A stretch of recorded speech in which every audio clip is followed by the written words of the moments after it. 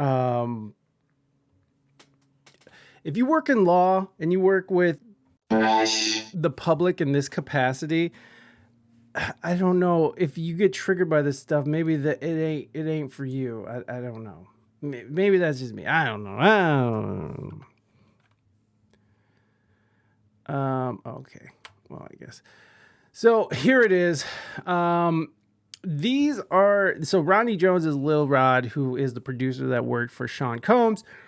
He claims that Diddy never paid him for the 9 months of work that he did, and we were kind of going over how much that he I guess his anus was being rubbed and his genitals, but it goes deeper than that, and anyways. So trigger warning, this document contains highly graphic information of a sexual nature. You look exactly like Kit Boga. Who's Kit Boga? He better be hot. Is he hot? Kit Boga. Hey, he's not bad. He's not bad. Every day. Oh, the dude who does the scamming stuff. Dude, I love this guy. If you require trigger warnings, maybe you should get yourself checked and say it's like. No, I get that some people shouldn't. Some people do get triggered, but that dude's awesome. Thank you, DJ iGuy. I appreciate that. Because he's not a bad looking gentleman, but we're not doing that. We're oh, and he's on Twitch. Cool. Thank you so much, Robbie, for putting that out. Yeah, I just feel like if you're in the court system and you're not able to handle some real shit, then maybe that's not right for you. Maybe work with children and poison their minds. Only about 1.2 followers here, though. Weak numbers. Yeah. Get some fucking followers, Kit. That dude's awesome, though. I love that. I love how he scams the scammers. So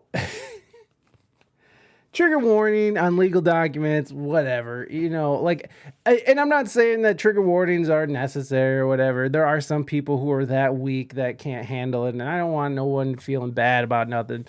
But I mean, if you can't handle it in the court system, then you're in for a treat, friends. You are fucked. You are fucked because you're going to be dealing with the most horrendous and heinous acts committed by humanity that that go through your court system every day, right? Like somebody, a judge, lawyers, they see it every day, depending on what department you're working in, of course. But you're going to see this kind of stuff all the time. So trigger warning for people who need it in the court system. Okay, whatever, that's fine. I'm not gonna sit here and cry about it. So the plaintiff, Rodney Lil Rod Jones, hereby alleges that for his complaint against defendant Sean Combs and Justin Duar Combs, J. Combs, which is Sean Combs or Diddy's son, defendant Lucian Charles Grange. Well, we all know this stuff. This is the venue. So here's some pictures. So they have pictures and screenshots of stuff. This is what the articles we were reading was missing, right? So he's suing everybody. So like Ethiopia, she was a former CEO of the Motown Records, the parent company of Defendant Love Records.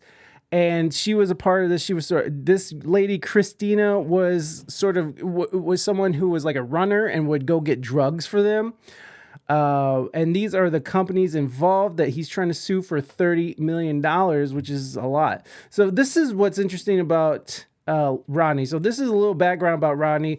Rodney Lil Rod Jones Jr. is from the Windy City, Chi-Town. He was born, and I like that on court documents it says Chi-Town. He was born and raised in Chicago, Illinois. Mr. Jones is the second oldest son and fourth child out of 9 siblings. Mr. Jones comes from a long line of gospel music influencers. So here's the thing, man. I've known a lot of gospel and musicians that came out of the church who play for Jesus. I've played with a lot of them. They're always great, man. Not always, but you know what I'm saying? Like they always have a great feel to them, and it resonates with me all the time.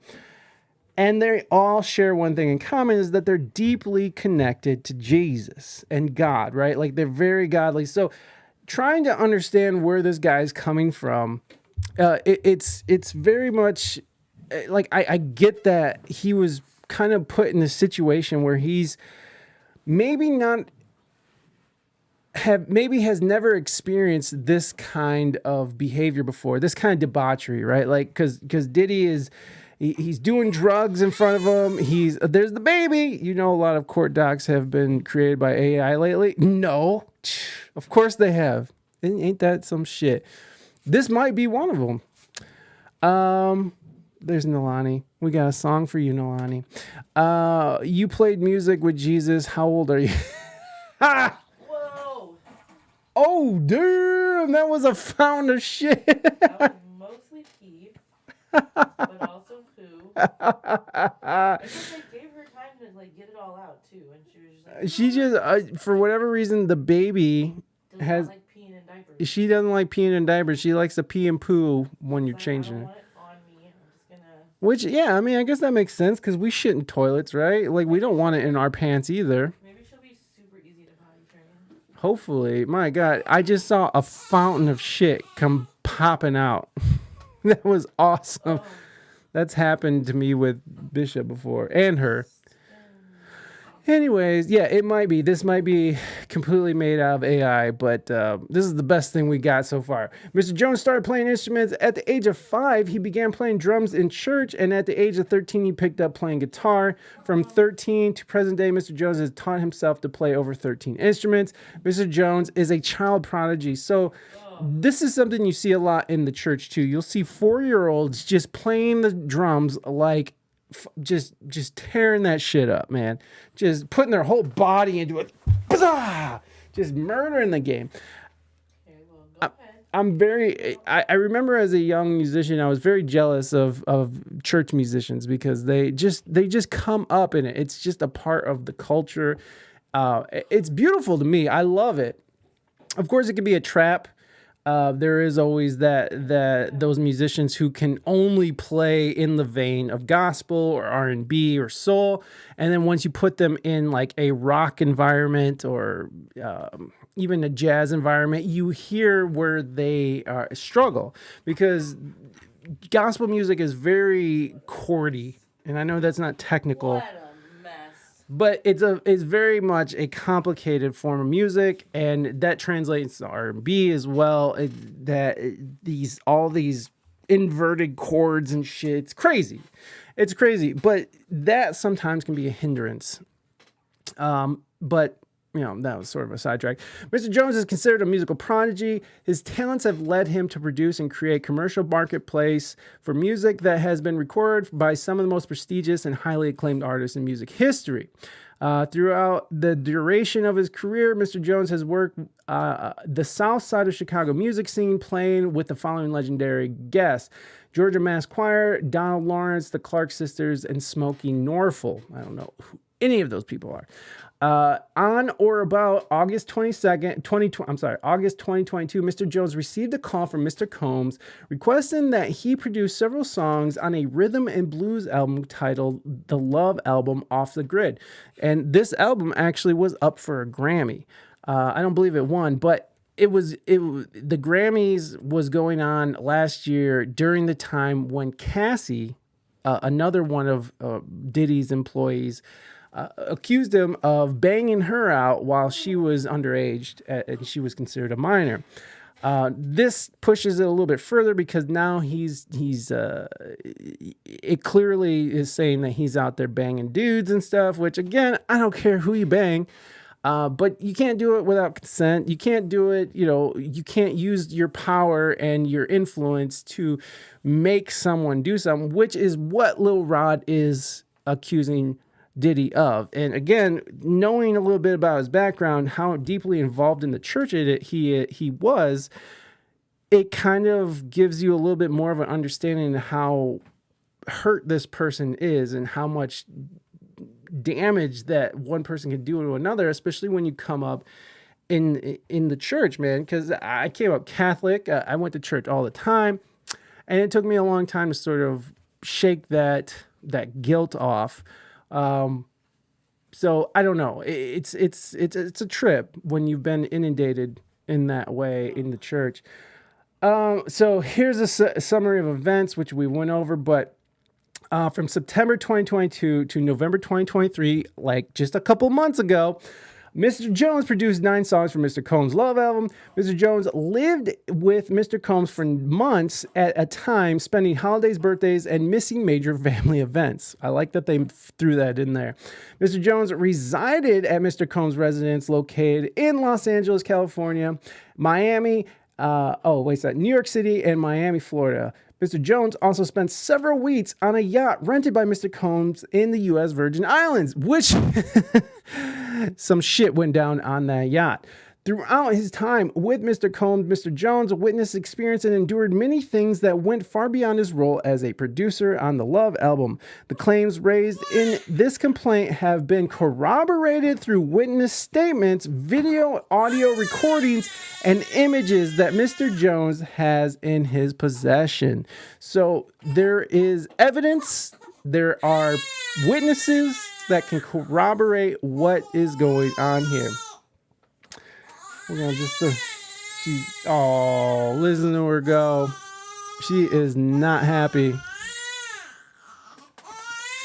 Hold on, guys.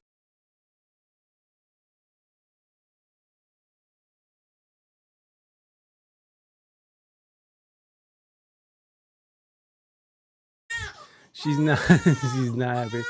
Mr. Jones has secured irrefutable evidence of the acquisition, use, and distribution of ecstasy, cocaine, GHB, which is a date rape drug, ketamine, marijuana, and mushrooms. The displaying and distribution of unregistered illegal firearms. Whew, that's a lot.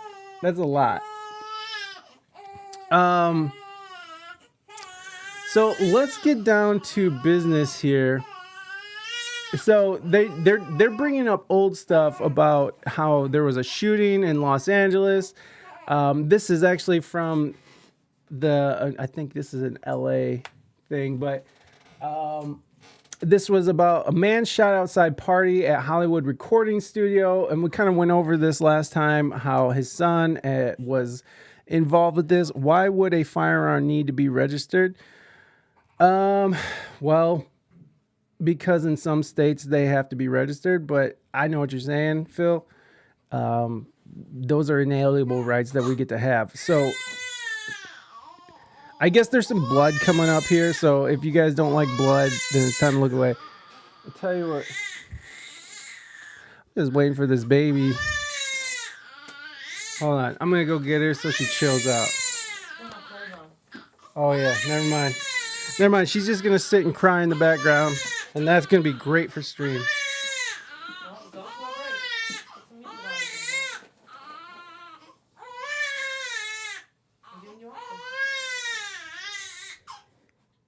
Shut that damn baby up!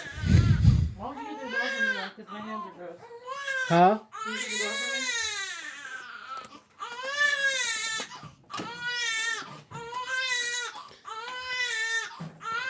me? Did we disconnect, guys? It says welcome to chat room. Blood, we want milk. Baby, you put it so close to the edge. Hold on, guys.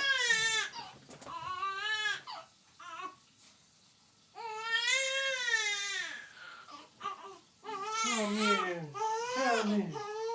Oh, no. Oh, I know. Oh, I know. Oh, I know. How rude. All right, we'll come back. We're just gonna... It's baby time. Ooh, woo, woo, woo, woo. There she is. We just did a 1-month photo shoot with her. And it was very nice. Very nice. What's up, mommy? What's up, mommy? I know. Here, say it into the mic.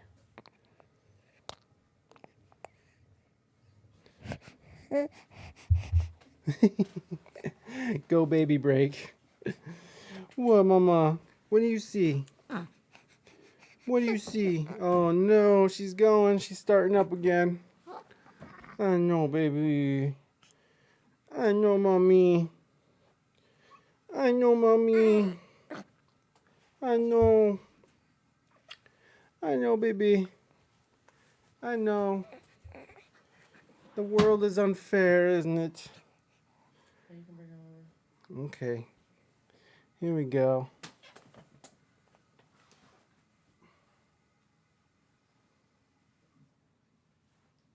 She's going. Yep, there she goes.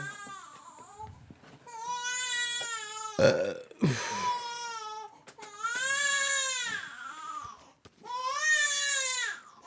soon as I give her back to the mother, this is what happens.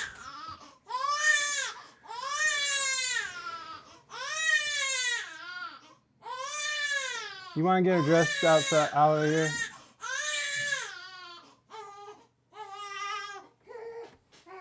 Come on, let's leave so they can talk about nonsense.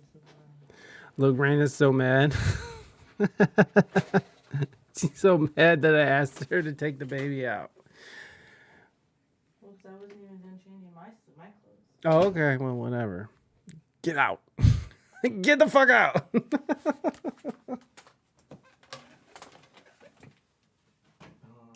She just left everything in turmoil. Oh my God.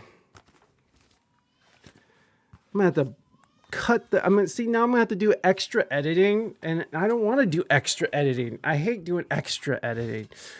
All right, so back to nonsense, as Raina put it.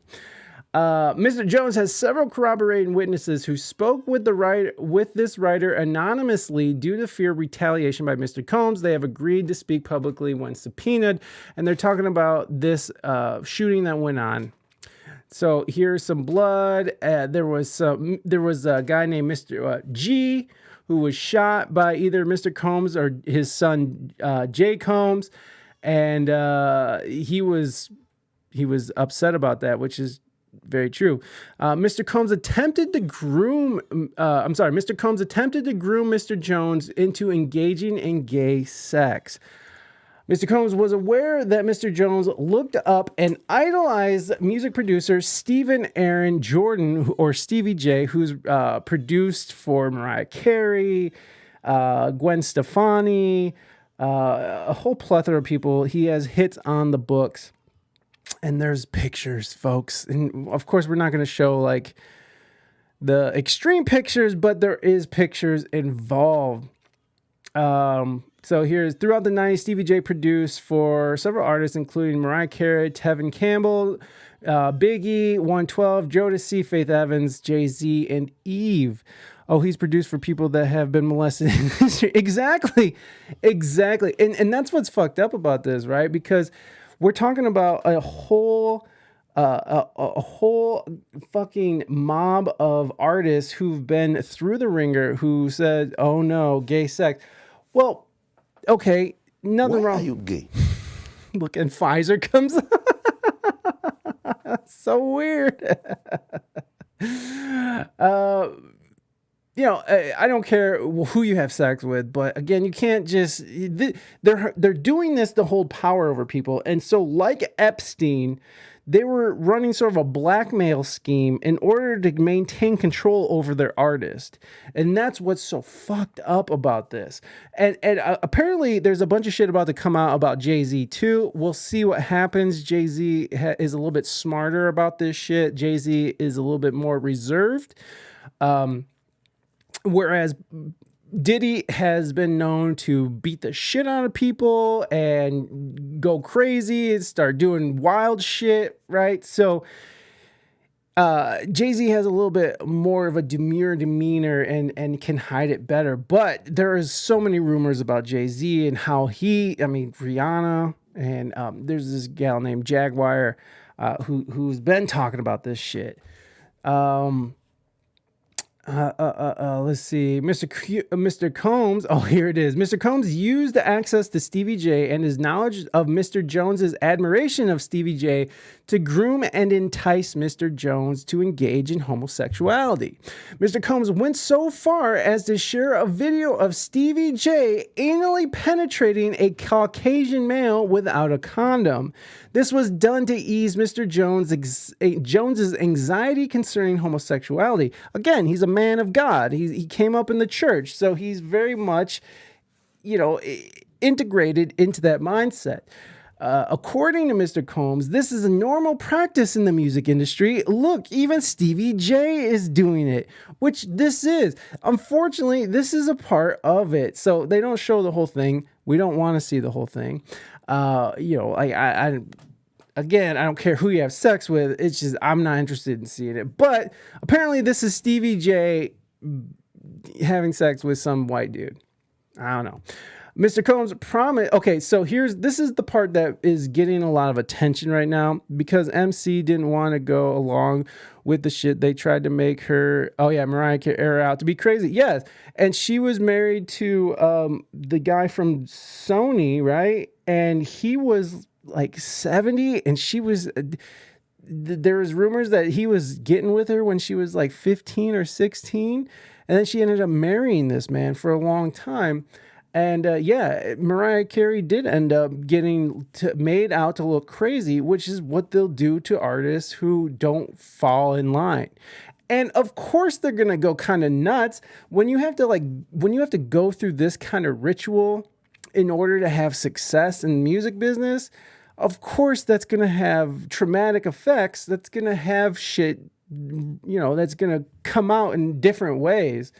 So here's what's getting a lot of attention right now. Mr. Combs informed Mr. Jones that he had engaged in sexual intercourse with rapper Redacted and R&B singer Redacted and Stevie J. So if you go down here, the number 5 that's been redacted, which a judge has just said that they have to fill in those names so they can no longer redact those names. He is a Philadelphia rapper who dated Nicki Minaj, which everybody is saying Meek Mills. There's all kinds of weird videos of Meek Mills and Diddy sort of being real close. And then the other R&B singer, Redacted, is number 6. He performed at the Super Bowl and had a very successful Vegas residency, which is people are saying is Usher, which sucks. I love Usher. Let me see. So where is that fucking thing? So Andrew Tate has been up in this shit. Andrew Tate is hilarious. It's like, again, you don't have to agree with everything Andrew Tate says, but you can't tell me that motherfucker ain't funny. Dude is hilarious.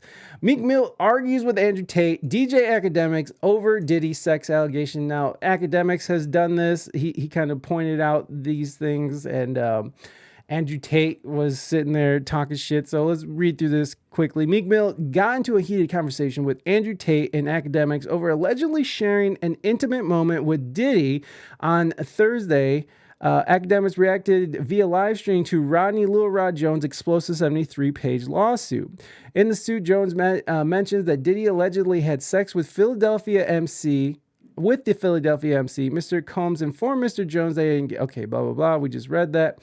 The footnote description led to 2 artists, Usher and Meek Mill. He is a Philadelphia rapper who dated Nicki Minaj. The first note described he performed at the Super Bowl and had a successful Vegas residency. The second note stated AK reacted to the news and seemed to be flabbergasted by the idea that Meek Mill fornicated with the music mogul. He demanded that the rapper answer to the lawsuit and clear his name if it isn't true. And he says, yo, Meek, we were playing around with the Michael Rubin shit, but if you don't, you've been tweeting about everything on the planet Earth. He said, if you don't do a Twitter rant saying You about to get Lil Rod killed. You about to shoot up his block. Okay, I'm not going to read that. That's just hard. So here's academics saying it. And academics is huge. Is funny. Wait. Oh, hold up. Never mind. Wait, what the fuck? I forgot. Look, Mr. Combs informed Mr. Jones that he had engaged in sexual intercourse with rapper. 5, that's redacted. Look, 5, he's a Philadelphia rapper who dated Nicki Minaj. His reaction is so Yo, funny. Meek, we were playing around with that Michael Rubin shit, but if you don't, you've been tweeting about you've been tweeting about everything on planet Earth. If you don't get a Twitter rant saying you about to get Lil Rod killed, you about to shoot up his block, blow his mama's house up, this nigga is saying that you and Diddy were fornicating. What the fuck?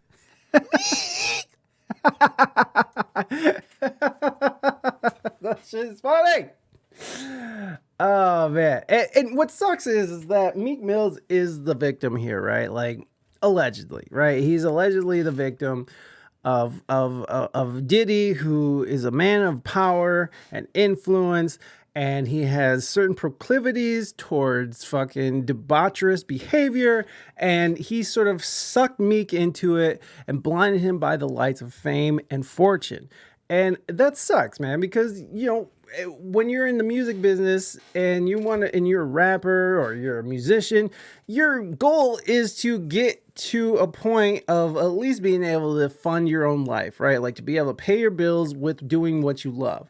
And for rappers, it's always like superstardom, chains, hoes, the house, the cars. There's a very much a culture within hip hop where it's just like, I got the biggest house, I got the biggest chains, that's why they love Donald Trump so much, because I got the biggest mansion. Before he was president, of course. So I think Rolling Stones did a interesting take on it. Rolling Stones has become sort of this very woke institution that is really just so sad, because they were so on top of everything, like especially politically. Now they're just mouthpieces for the state, and they just, I mean, once in a while they get some good stuff out though. But hold on, let me do.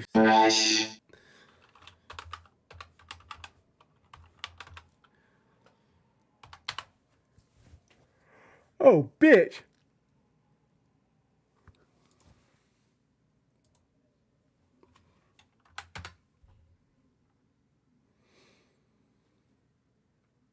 Oh, you dirty skank. Do what I tell you. Okay, here we go.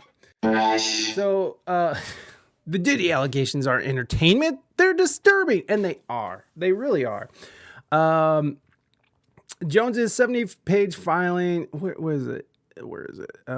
Elements of the lawsuit have come under scrutiny. Adult film star D'Angelo Knockout Marquise claims that the video stills perpetrated in the lawsuit to be Stevie J are actually video stills from one of his scenes. Okay, so they're trying to debunk the actual pictures. Jones alleges that Combs forced him to cover up a shooting that occurred inside a bathroom in LA's Chalice Studios, but TMZ reported that 2 people were charged for the shooting and that it occurred outside the studio. Documents submitted as part of the suit also claim pictures of Combs purportedly with underage girls at a party, but 2 women have come forward to claim that they are the people in the pictures and were adults at the time the pictures were taken. So, you know, they're sort of debunking this, and we gotta imagine that Diddy is running defense right now, and he's reaching deep into his pockets and reaching out to all of his connections and network that he's made over the years being involved in the industry. And so why wouldn't he be able to just reach out to Rolling Stone? Why wouldn't he be able to reach out to old victims and be like, listen, you need to come forward and say this? Why wouldn't they be able to do all this? He is a billionaire, okay? Billion. Why wouldn't he be able to do this? Now, if he's innocent, he's innocent. But when you have so many allegations over so many years, shit is it becomes obvious. It's like Bill Cosby, right? Like he still is in denial. I mean, that dude, what was it, 70 women? It's crazy. Let me see. Where was the part? I was...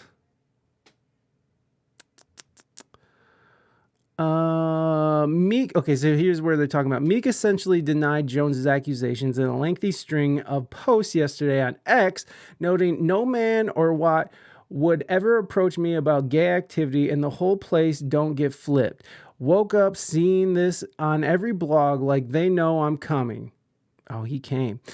Meek has always been known for his unpolished social media presence, which worked against him as fans relentlessly engaged with this barrage of declarations of his heterosexuality.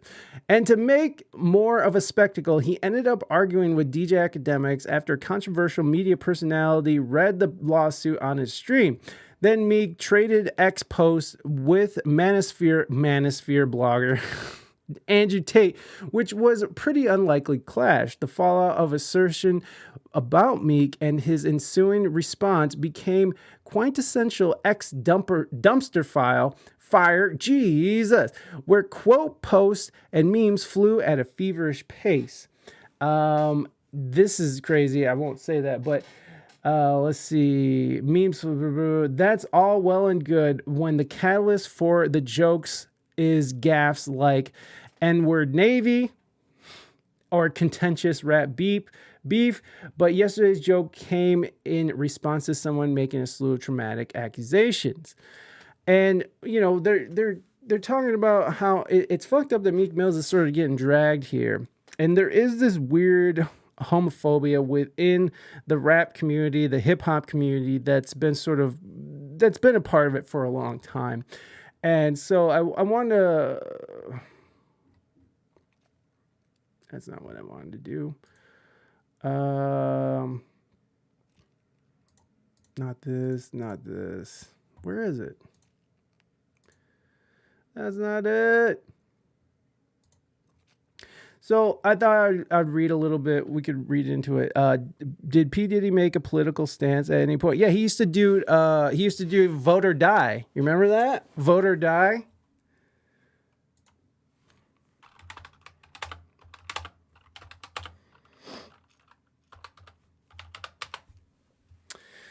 Vote or Die campaign. This is back in 2004, and even South Park did something on this. It was when, yes, exactly.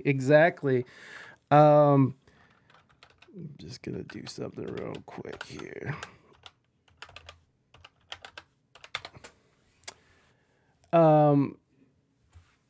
This was back when it was, was it John Kerry and George W?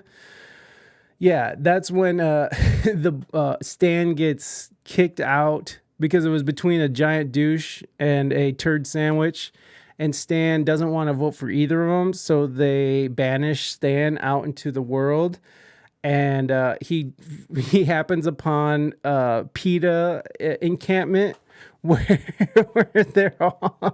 they're like banging animals and stuff because PETA, you know. In a presidential election year, P. Diddy Combs is trying to use marketing sizzle of his fashion and music and politics. No, he isn't running for anything, at least not yet. Combs says he wants to make voting cool and admitted that he hasn't cast a ballot since 2000. The designer, entertainer, and hip-hop impresario Ario, during a news conference in Manhattan on Tuesday, outlined plans for a voter education drive through a nonpartisan group called Citizen Change that is targeting people 18 to 34-year-old with blunt message, vote or die, which is kind of vote or die, motherfucker, vote or die. Combs said the vote or die slogan was chosen because the occupant of the Oval Office makes life and death decisions that affect millions of Americans. Also, they affect millions of people overseas, like Iraq. What was it? Over 1 million people dead in Iraq? Iraq. Can't say it. That's George W. for you. The neocons, right? And they just Now it's the neo-libs or the neo-dems or whatever they're calling them. Now they're the Warhawks, which is really weird. The same way we make Biggie album, a Sean John shirt, or a Spider-Man movie or a Matrix movie hot, we're going to overwhelm you and excite you with the urgency of our message, Combs says.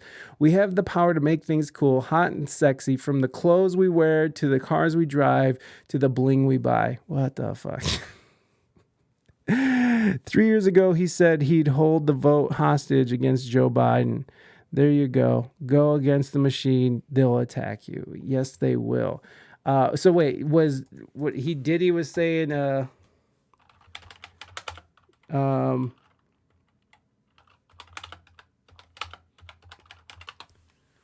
Diddy endorses Joe Biden launches black political party. There you go. So he's back over here. White men like Trump need to be banished. Says Diddy. Diddy officially endorses Joe Biden launches his own shit. So 2021, not 2020. Diddy, Joe Biden, 2021. Diddy, okay, that's 2020. Where does he say it? Of course, Google's not going to say anything about that disparages Joe Biden. I have a vid if you want it. Yeah, send it over. We'll check it out. I mean, because if Diddy's talking shit on Joe Biden, then yeah, I could definitely see how things can turn kind of ugly for him. Oh yeah, you send it, whisper it, or put it in the Discord, Phil. So we were kind of talking about how homophobia is kind of rampant in hip hop, and this is sort of a quick little thing that they did. BET did.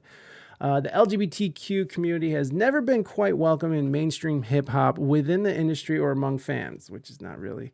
It's the reason DJ Academics uses gay slurs to disparage Saucy Santana or Lil Nas X initially didn't want to come out as gay in Discord. All right. And of course, Academics get shit on all the time because he talks shit and he's real about some stuff. I think he likes Trump too. Can't remember. Holding the vote hostage. One of our fans highlighted the story to us, and I thought this was really important and wanted to when they were still at Rising. So rapper P. Diddy, he was in a live stream with Naomi Campbell, I believe, for to vote for Biden. Hostage. Let's listen to what he said. In order for us to vote for Biden, we can't be taken for granted like we always are because we're supposed to be Democrats or because people are afraid of Trump. It's whoever's going to take care of our community, whoever wants to make a deal. It's business at this point. You know, we can't trust politicians, you know, so we want to know very clearly, just like Trump made it clear that he wanted to build a wall, Biden needs to make it clear that he's going to change the lives and quality of life of black and brown people, or else he can't get the vote. I will hold the vote hostage if I have to. That's quite a statement. Hold the vote hostage if I have to. P. Diddy willing to go further than Bernie Sanders, than most AOC, people on the left. I mean, really, that is a radical statement in today's sort of hyper-partisan politics. But I think a lot of people feel that way of basically like, you're always going to tell us we'll get you next time around. Next time around, we're going to focus on this time. We just have to beat the opponent because the opponent is so bad, whether that's Donald Trump or Mitt Romney and George W. Bush. And next time around, whoever it is that we have to beat is going, well, they're so bad. Like, you have to toe the line. You have to vote for this guy. And the sentiment there is like, no, actually, I don't. And I'm not convinced that doing that is ultimately in the best interest of my community because it never has been in the past. Which is really a key point right now, especially when you see so many people of color drifting over to either Nikki Haley, Republican side, or Donald Trump, more so for Donald Trump. When you think about what the Democrats have done to people of color, especially black folks, over the last however many years you want to go back, even go into the 94 crime bill. Because this was part of what we talked about last time. Why so many black folks and people of color are going over to Trump is because the Democrats have done nothing. They're full of empty promises, and so they're just like. So a lot of people are like, I'm just gonna give him a chance because I don't care that he says things that I don't like. I don't care if he says I can only see the black ones. The black ones. They don't care if he says that. They're looking past the rhetoric and they're seeing how things were when Donald Trump was president compared to how Joe Biden is handling things. And they're seeing now that there's a big disparage, right? Disparage? No, there's a big gap in what they say and what is being done. Now, again, the under Trump, we did have a good economy. As a small business owner, my tax returns were fan-fucking-tastic. But again, just me personally, I don't care for the rhetoric because it's very dividing. And at that point, it's like, I just feel like we need somebody that's going to bring us together. That's why it's RFK 2024, everybody. Let's go! The blacks did not ever align with Democrats. They only got drawn in with money back in the 60s, and now they're starting to wake up. Right, and that's with the policies of sort of encouraging single motherhood, not having the father in the by the welfare state, which is a lot of people call it that. I'm all about welfare. I'm all about like people, who need help getting and receiving help. I've been on that side of things before, so I'm very much in favor of all that. But I can see how, and this is something that Jesse Lee Peterson talks about a lot, how before the 60s, how specifically Black Americans were, they owned property, they owned businesses, they were single family units, right? Like the fathers and mothers were all staying together. Religion was a big factor in the household. And then you had this sort of radical change where they started incentivizing single motherhood because you get more money from the state if you are a single mother. I take that for however you want. That's just what people are saying.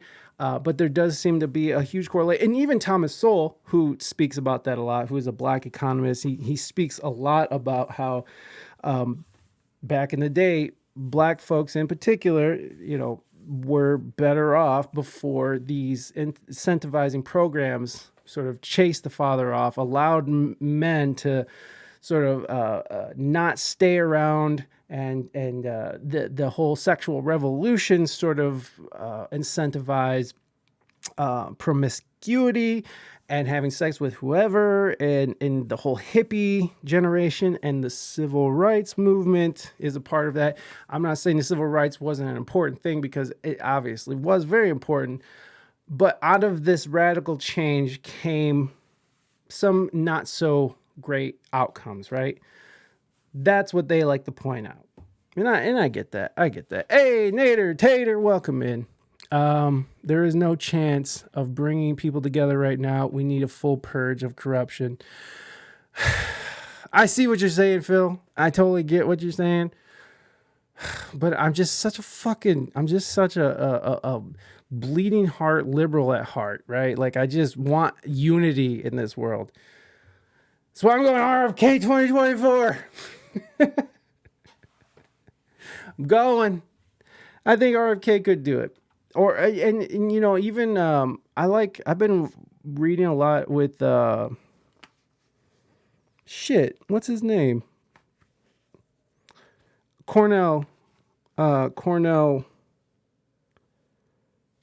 is his name? He's running for president as well. Cornell West. I've been reading a lot into him because there's some stuff that I don't like. I don't even care about president vote. I care about the House and Senate. Yeah, and I feel that too. I'm more into local politics myself because the president is kind of an impotent position of power, right? They have some say, but it really comes down to, these local and state representatives on what they want. Repeal the 17th. I don't even know what the 17th is. What's the 17th?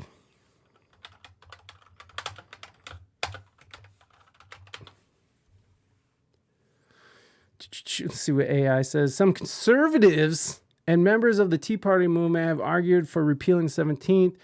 17th, which was ratified in 1930, allows voters directly elect U.S. senators. Repealing the 17th Amendment would end the direct election of senators and return the power of appointment to state legislators. Can we continue draining the swamp instead of these assholes making beaver dam?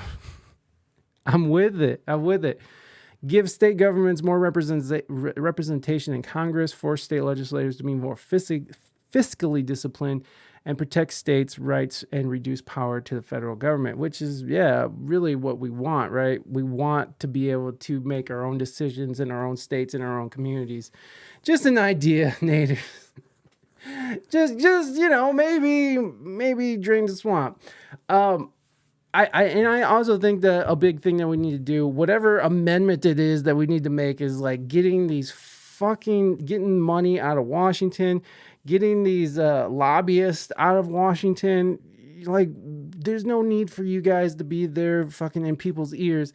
We should be able to vote for the people we want and then have them fucking go represent us the best way possible. So we kind of got off topic there, but there you go. Now we know Phil wants to repeal the 17th, and it seems like that might be a good idea. I don't really know that much about it, but, we'll see what happens. I'll have to look into that.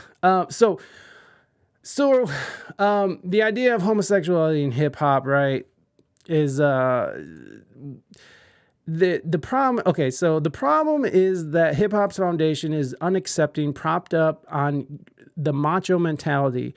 Braggadocio is baked into the cake of what it means to be a rapper. You're implored to rhyme a bunch of sexual conquest, but having interest in the same gender has been damning in every decade from 1970s to today. Queer rappers have been accused of being a scourge to hip-hop and humanity, forcing them to find sub-communities within the genre. Hip-hop needs queer rappers. Of course, here's the play. Hip-hop needs queer rappers for the culture to progress, but those same artists shouldn't feel forced to endure discomfort within their own culture. Will hip-hop ever escape homophobia? So there is this sort of braggadocious, hyper-masculine mentality into why Meek Mill would want to distance himself from these allegations that Diddy was all up in his asshole. Fair enough. If it's part of the culture, it's not going to reflect well on Meek Mill, who does portray this hyper masculinity. And, so I can see why he would want to distance himself from that. But it is sad that he has to feel like he has to hide who he is. It's sad that Diddy is this like super fucking predator who's out here. He has been, there's been rumors about him and Usher and him and Justin Bieber, and the list goes on how he sort of dominates people by using his debaucherous behavior to sort of hold them hostage and to blackmail them, like Jeffrey Epstein did with different leaders or senators, or Bill Clinton, right? Or Bill Gates, anything like that. The Bill Gates video where he's like, well, he's dead now. Okay, Bill. So, using sex as a form of blackmail. I want to go to this TikTok video now because I follow this dude who did a really good job on on what's going on with Diddy right now. And his name is Cancel This Clothing Company. And he's definitely awesome. If you guys are on TikTok, or I'm sure he's on all the platforms, go follow him. Of the music and entertainment industry. So here we go. The new lawsuit that just dropped against Diddy is massive, and it has photos, it has videos, it names names, and there's so much here that it's never going to fit into a single video. So I'm going to do a quick overview in this video, and then I'm going to do a couple of parts breaking down all the different aspects. He goes into it really deep. We're talking crime scenes, we're talking photo evidence of celebrities like Cuba Gooding Jr. We're talking. So Cuba Gooding Jr. is on a yacht. He's accusing Cuba of actually trying to force himself on to the victim here, Lil Rod or Rodney Jones, which we talk about. It's definitely brought up in the. It's hard to keep track of all these fucking tabs, bro. There's Stevie J. So Young Miami, her cousin, who is this like thick girl here, I guess she was trying to get up on Lil Rod. These are sex workers that were supposedly being drugged and forced upon him. Booby Trap, which is a strip club in Florida. There were strippers and sex workers that he was forcing him to have sex with, which I don't know if you're forcing somebody, but maybe. I mean, again, we're talking about a Christian man who grew up in the church. That tends to carry over into your professional life or in how you live your everyday life. Solicits drugs and engages in solicit acts with minors and sex workers. If they were sex workers, why does it matter if they were forced? Because he feels that he was forced to have sex with sex workers in front of Diddy, just to sort of break him down. So let's see. On July 2nd, last year in California, Mr. Combs had a listening party at his home. Present at the party was R&B artist Redacted, which this is another one that's interesting. J. Combs, sex workers, and some underage girls. And here is the redacted name. He is a Grammy-winning R&B singer who had trouble with law enforcement after assaulting a Bijan billionaire. And of course, the conclusions, which I'm surprised more people aren't talking about this, but the only person that I know of that's won a Grammy and an R&B singer who got in trouble for assaulting a Bijan billionaire. First of all, how many Bijan billionaires are there? Which means people from Barbados, which means Rihanna, who is a legit billionaire. It's Chris Brown. So now we're talking about Chris Brown is involved in all this shit. And Chris Brown has been the target of a bunch of smear campaigns over the years. Of course, he beat the shit out of Rihanna. And that's weird, right? Like, why is Chris Brown hanging around here? I don't. Let's see what they say. I forgot what all this says. The event began around 7 p.m. Mr. Combs requested female sex workers and required Mr. Jones to solicit them. An hour later, several sex workers appeared. In addition to sex workers, there were at least 5 women in the crowd that were under the age of 16. Mr. Combs forced all the women to drink laced De Leon liquor, De Leon, upon information and belief. Mr. Combs laced the liquor with ecstasy. Mr. Combs did not check the identification of any of these underage girls. So how does he know they're underage? That's weird. The presence of these underage women made Mr. Jones very uncomfortable. He attempted to leave and Mr. Combs forced him to stay. Mr. Combs went so far as to take Mr. Jones' car keys to prevent him from leaving. After being forced to drink laced De Leon shots, Mr. Jones began feeling lightheaded and recalls passing out and waking up at 4 a.m. the following morning naked with a sex worker sleeping next to him. And so here are the underage females, I guess. Mr. Combs attempts to pass off Mr. Jones to Cuba Gooding Jr., and this is what we're talking about right here. Mr. Jones believes that Mr. Combs was grooming him to pass him off to his friends. This fear became a reality when Mr. Jones introduced Mr. Jones to Cuba Gooding Jr. while they were on Mr. Combs' yacht. And here's Cuba and Mr. Jones, and this is him telling him, hey, I don't want that stuff. During the introduction, Mr. Combs suggested that Cuba get to know Mr. Jones better. He then left him alone in a makeshift studio on the yacht.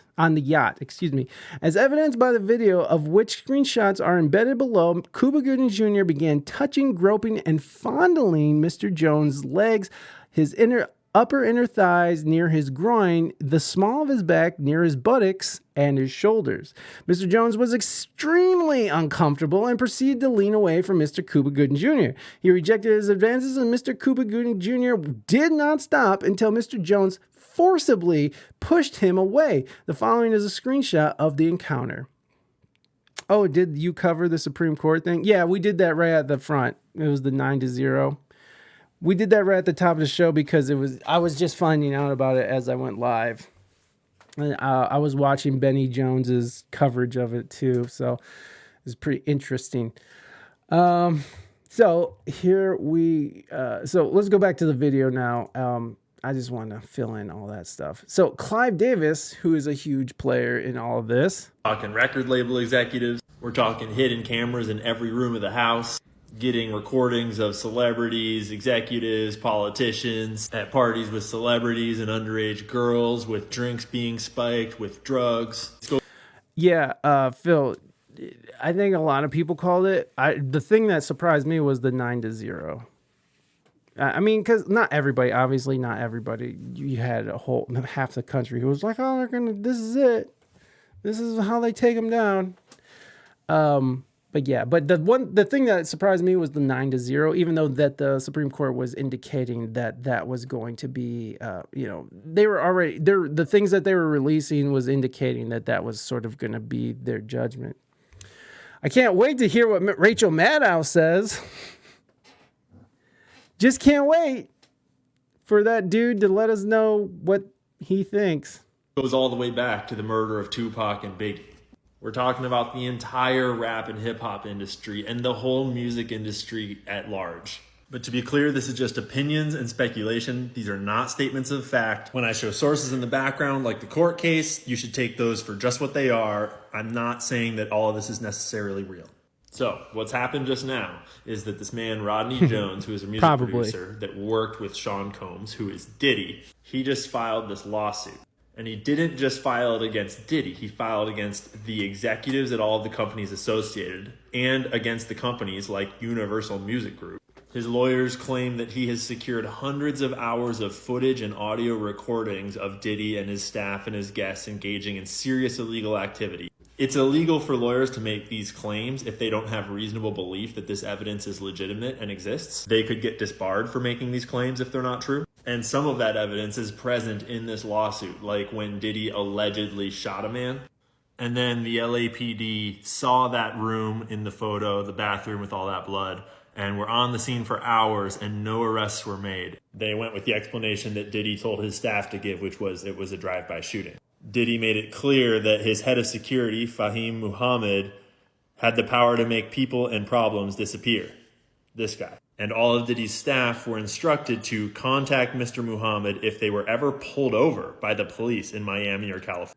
Now, what I like about the Cancel This Clothing Company is that he starts really talking about like the background of Fahid Muhammad, who was head of security for Michael Jackson and was there when Michael Jackson died. And there's other connections he makes. This dude does a really good job at connecting a lot of shit that we can kind of dive deeper into. California.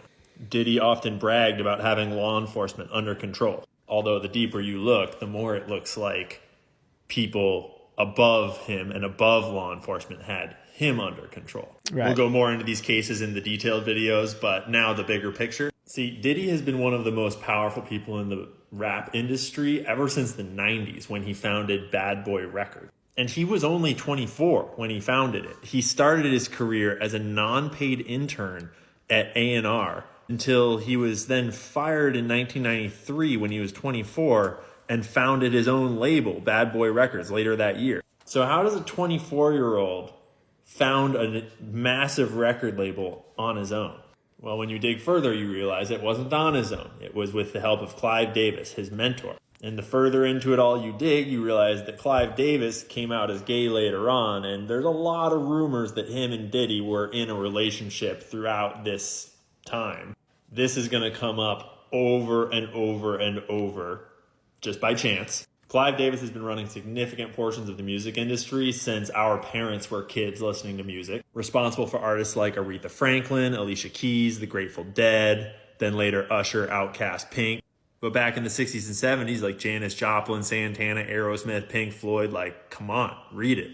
Jones specifically claims that they were trying to groom him to do gay stuff, which... So you got to think, if Diddy is... if the way he was able to access the music industry in the way that he has and successfully has, and his mentor and the person who's funding his label is this fucking predator, Clive Davis, who's grooming other people. And imagine how many people, like Clive Davis to me seems like he was like another Weinstein, right? Like he just had all this power.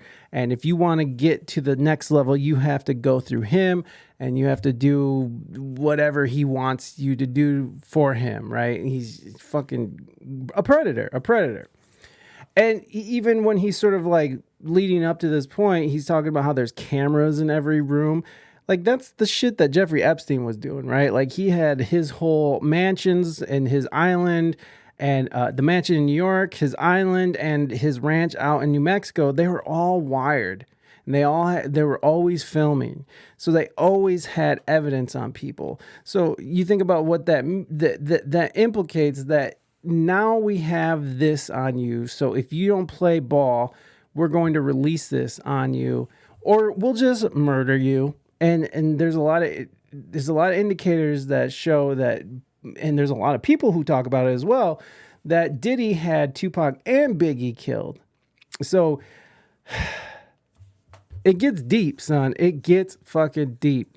Has long been the talk of the town in the rap industry by people that aren't with it. Diddy allegedly showed him a tape from a secret recording that he just happened to have of Jones's idol having gay sex with some white guy. And then Diddy apparently told Jones that he had engaged in gay sex with this redacted rapper and that redacted rapper and his idol, Stevie J. And apparently he also promised to make sure that Jones would win Producer of the Year at the Grammys if he did gay stuff on camera. Although, to be clear, he wasn't explicitly saying on camera, but Mr. Jones discovered that Diddy had hidden cameras in every room of his home. I'm going to guess that Diddy didn't learn how to wire a whole house with cameras on his own. Nope. Kanye has accused Diddy of being a Fed many times. Diddy's also been accused of ordering the hit on Tupac many times. And so let's pause there. Because there's some videos that I found on Instagram that kind of shows what he's talking about. MSNBC on-air meltdown cuts away from Trump's remark after Supreme. Let's see this real quick. Whatever comes to mind and whatever allegation he can toss out. Hold on, let's rewind it.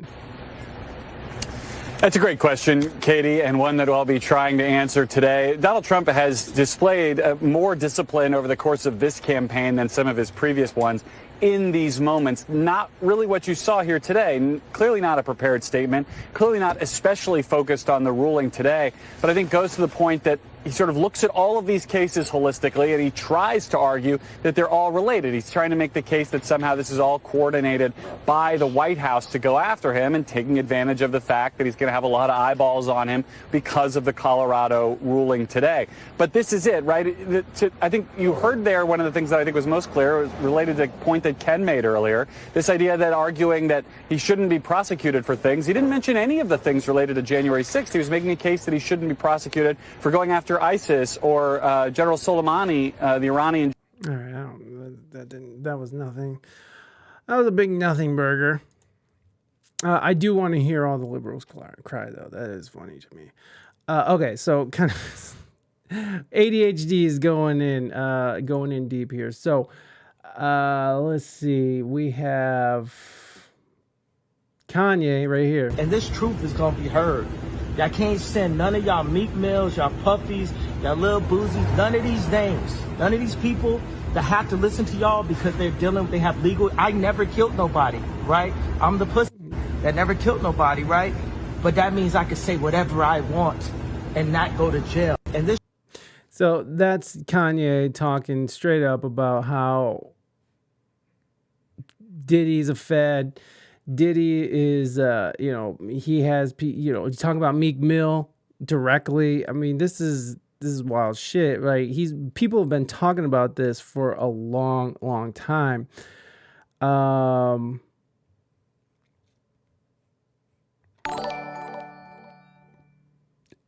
Terry Card, thank you so much for that sub on the YouTubes.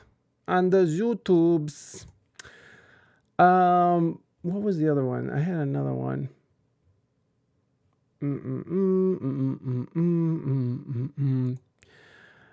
This was posted by academics earlier.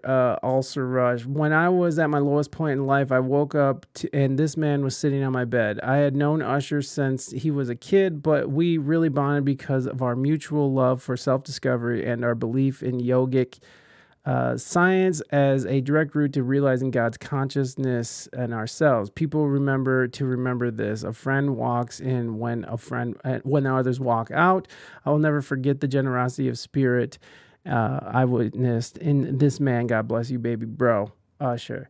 And Russell Simmons. And Russell Simmons is under investigation, and he has a couple lawsuits against him for sexual misconduct as well. So this shit goes deep, man. It goes really, really deep.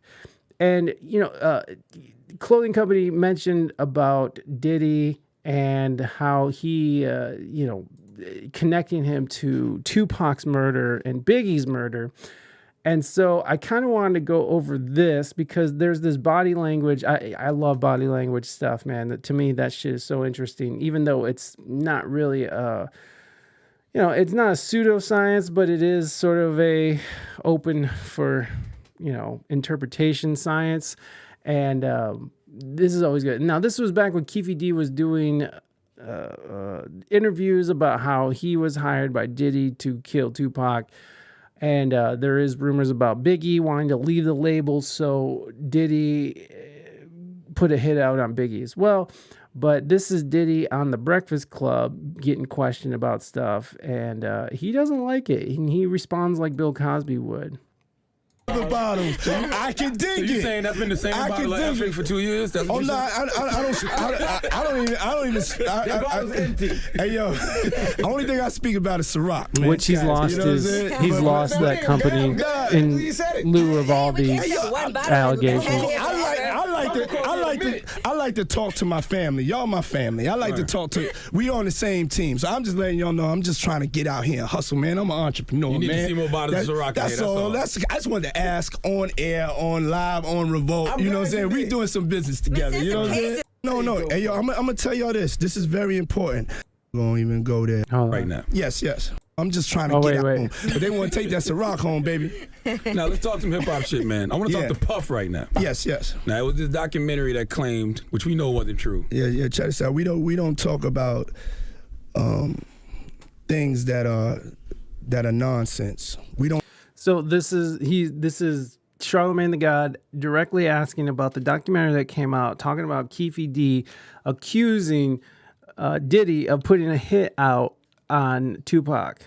And Charlamagne is asking him, and this is the response that Diddy's giving. Don't even entertain nonsense, my brother. So we're not even going to go there with all due respect, but I appreciate you as a journalist asking. All right. Thank you. And I saw you started the... Puff is smooth with it. That's all you got to do. Artists don't understand that. People get upset about the question. You got to just say... Oh, no. Hey, yo, I'm going to tell y'all this. This is very important.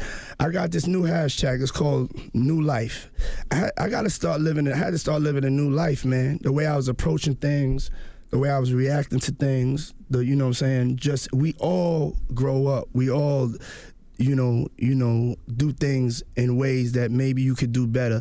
And I'm just trying to figure out ways to do better. I know I'm in the public eye. I got to handle all types of different stuff. Y'all have a job to do. So, it ain't no problem, but I'm in control of what I say.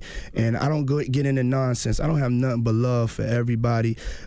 God sent me on this earth to give life, to inspire life, to only do things that are positive. Any negative things that I've done, that's the devil at work. And at the end of the day, the devil's a liar, and I can't feed into negativity or anything like that when I'm in control of myself. So I gotta always be trying to strive and to get better. So I really thank you. It's encouraging that you're saying that, you feel like, I'm reacting to things a little better, because I'm actually making an effort. And I want to tell people out there, like, you can change. You know what I'm saying? If you can change. You know what I'm saying? Charlamagne has grown. Charlamagne has grown. I think we've all grown. All right. So now we're going to go to these body language experts, and they have a lot of interesting things to say about this whole interview. And I'll go first on this one. Puff goes from extremely animated to almost a statue again, just like we've seen earlier with Keefe D. When the question comes up, it doesn't really get to a question. He just talks about an interview, and he sees it coming. And so he tries to shut that down. And we see him get really quiet. He pulls that mic up. He scoots down a little bit. And he takes his pen, and he starts pushing it into his face. And that's one way we get rid of built up stress and tension. That's another way to pacify yourself. Self-soothing. And if we've been pulling on it, we would call that facial distortion. If he's pulling on his face or pushing on his face to make it look different, but he's pushing on it with his pen. And then he starts chaffing and redirecting and ends up talking about God's mission that God wants him to do, how the good things he wants him to do. He starts talking about how he's changed and how things are different. He gets to the specifics of what a great guy he is now, but he used to be not a great guy. So that to me right there says a whole lot when we see and hear all that. Now, at the same time, he should have as well shut this down when that started. He should have said, I know where you're going with this, but you know what? I had nothing to do with that. It wasn't me. I didn't have anything to do with it. I did not do what you're getting ready to talk about, and I don't want to talk about it. And he should have gotten up, in my opinion. He should have bowed up a little bit and said, so we're not going there to talk about that. If that's what you're doing, because I see where this is going, we're not doing that. Mm-hmm. We'll talk about this other stuff. Are we good? And go from there. But he never does that at all. He just keeps talking about what a wonderful. Yeah, he never denies anything, right? He just says it's ridiculous. We don't talk about that. He starts displacing blame, right, on his old self and who he was and what he used to be, and now he's not that. But he never denies that he did or didn't do the thing. Guy he's turned into, and the mission that God has planned out for him. So that for me is enough, in my opinion, to go okay, and then light him up. If it was a normal interview or interrogation situation, that would be my approach anyway. All right, Greg, what do you got? Yeah, a couple of things you already covered. He's got a lot of illustrators going when he's doing this whole, he's doing a whole entertainer piece. He's loud, he's doing all that. And then when Charlamagne asks him the question about, now let's talk hip hop, he turns and he does some appearance enhancement. He licks his lips because he's thinking it's going to be hip hop talk, not, hey, did you pay to have somebody killed? The minute that happens, he uses, the only way I know how to describe this is he Cosby's. He does Bill Cosby to the letter. We don't talk about that. Remember Bill Cosby doing exactly that to control a situation. Doesn't make him look good. His cadence shifts. You hear a bump, bump, bump change. He goes to internal voice. You see him look down and to his left. He adapts to that pen to his face. And after he gets through the whole thing, guys, I rarely say something looks like Dupers to me. That looks like it to me. That quick, little turn to the side of the mouth when he says, as a journalist, boom. That to me just does not look good. Then he chaffs and redirects eloquently into how his life has gotten better. A person who's not guilty, we typically associate, look, we're not telling we can read minds. This is my opinion. If you didn't do anything, you sure need some help, because here's the key. You look for the world like you're hiding something. When you do all those things we just said, we talk about clusters, and Chase, I'm sure you'll go down the list of what's on your BTOE. But as we look at it, he's adapting. He shifts word patterns. He changes cadence. His voice gets lower. He goes to inner voice. He changes and gets away from it. Looks like dupers. And then he goes to insulate himself and take high ground or holy ground.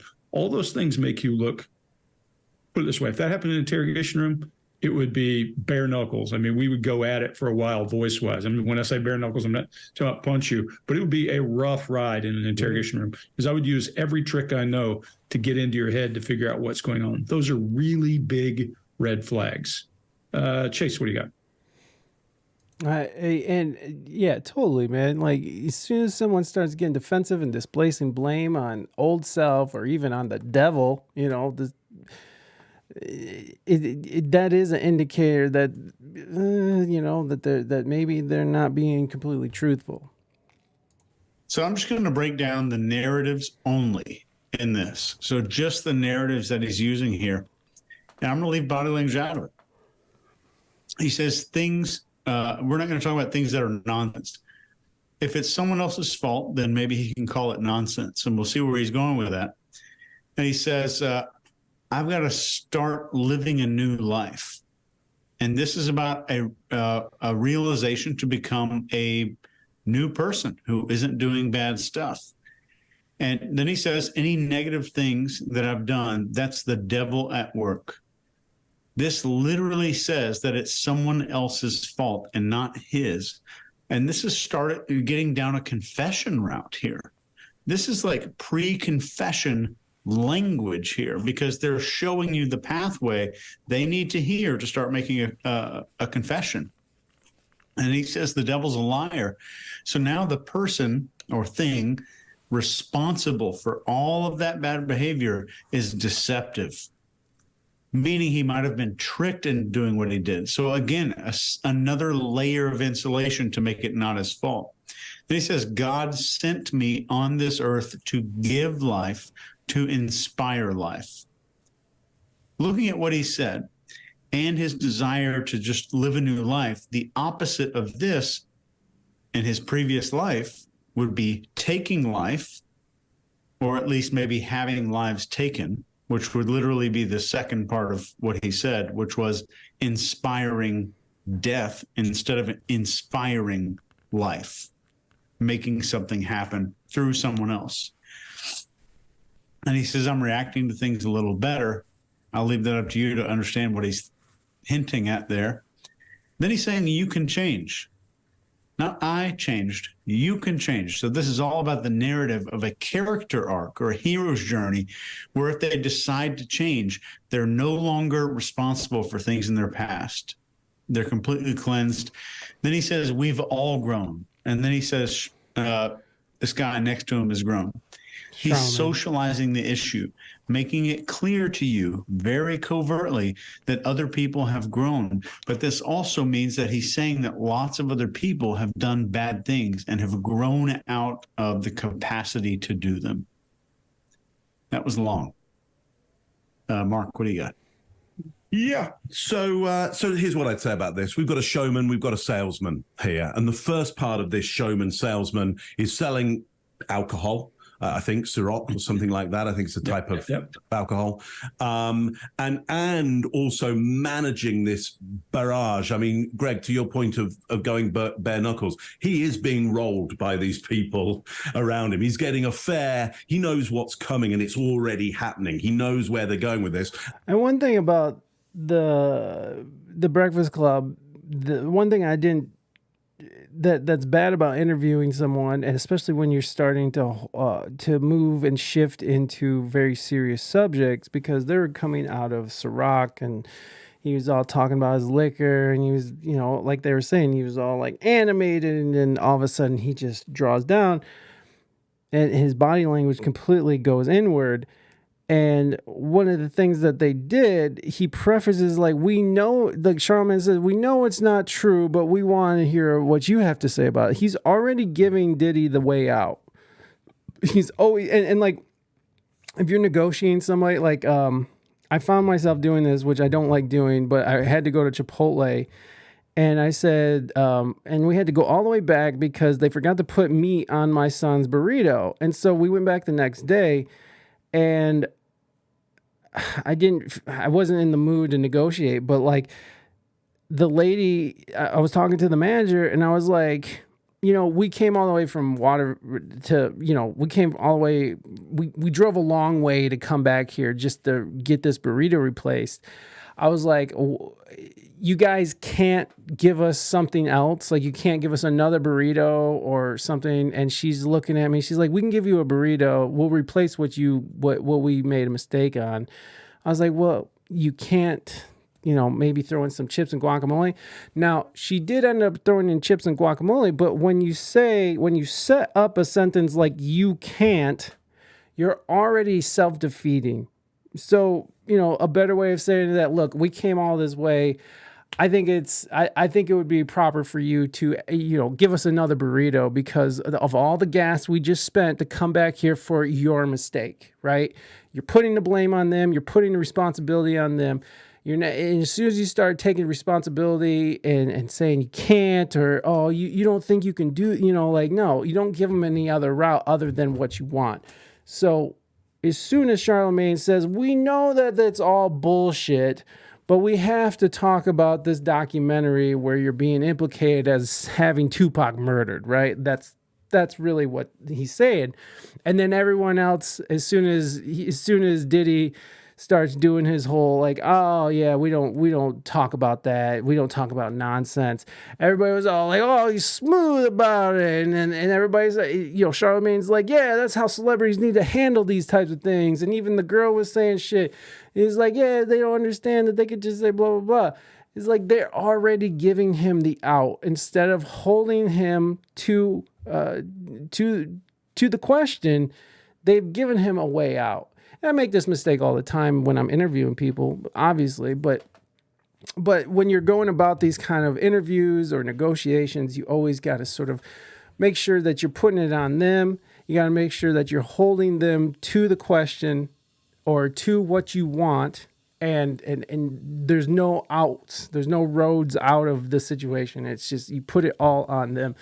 And that's what I didn't care about that question, because you could tell that Charlemagne was probably a little uncomfortable talking about that question, talking about this subject after they've been having a good time, talking about liquor and whatever the hell else they're talking about, right? Like, because you're definitely shifting the mood of the conversation. Just my 2 cents. I've been interviewing people for 8 years now. So like I kind of have a good idea of how this shit works, even though I'm not the best at it and I make mistakes constantly. But like when you're talking about something like that and you're bringing up a serious subject, there should be no outs. And if he doesn't want to answer the question, so be it. But you can't give them the option to be out of the question before you get the solid rejection. And so he is there going, can we get onto the sort, can we just deal with me selling the alcohol? Essentially, he wants to get back to what he sees as his job and his brand now, which is to sell alcoholic beverages. So there he is in that position, trying to control being rolled by these people. And then he changes his control mechanism, Chase, to the narrative that you're talking, a whole different tempo, a whole different style around this, to now, I think, protect his PR and protect his public representation of himself around this entity that sells, some kind of quality alcohol. And Ciroc is gross. Whatever. All right. So coming back to homie over here, just to give you a little bit. So out of that evaluation that these body language experts were saying, they're indicating that, yeah, Diddy he's showing indicators that he is possibly lying. Now, it's not an exact science, and it's not, we don't know for sure, but they're saying from his body language, this dude is showing deceptive behavior. And that's just so interesting to me. And it's obvious that he's not going to want to talk about him murdering people, but as someone who is influencing people, who has power, who has, who's making billions of dollars off of fans and off of customers, and supposedly is this awesome entrepreneur who's helping out the black community and who's, uplifting people and trying to get people to vote, right? And trying to get Joe Biden to bend to his will. It's important for us to understand if this guy is like a serial rapist and a murderer, right? Like this is good information to have if he's gonna possess that kind of power. And when Diddy was asked about this on a podcast, this was his response. We don't talk about right, and now he's talking about it. That are nonsense. We don't even entertain nonsense, my brother. So we're not even going to even go there with all due respect, but I appreciate you as a journalist asking. When you start digging into allegations of the CIA, the FBI, the Mossad having tentacles in the music industry, you wind up at total rumors like this. Former CIA agent admits agency created gangster rap to fill private prisons by glamorizing criminality. Claims like famous hip-hop lyrics of the legendary hip-hop outfit NWA were even scripted by a team of psychologists and war propagandists inside the CIA, according to this former agent. Obviously, these are just totally rumors and conspiracy Shut the theories. door. So yeah, he's referencing a lot. Now people have come out over time and talked about this, like how the hip hop industry has been or was propped up, especially gangster rap was propped up to create a culture around promiscuity and crime and drug use and spending all your money on Gucci and pretending to be rich when you're actually broke and and basically creating this pipeline to prison.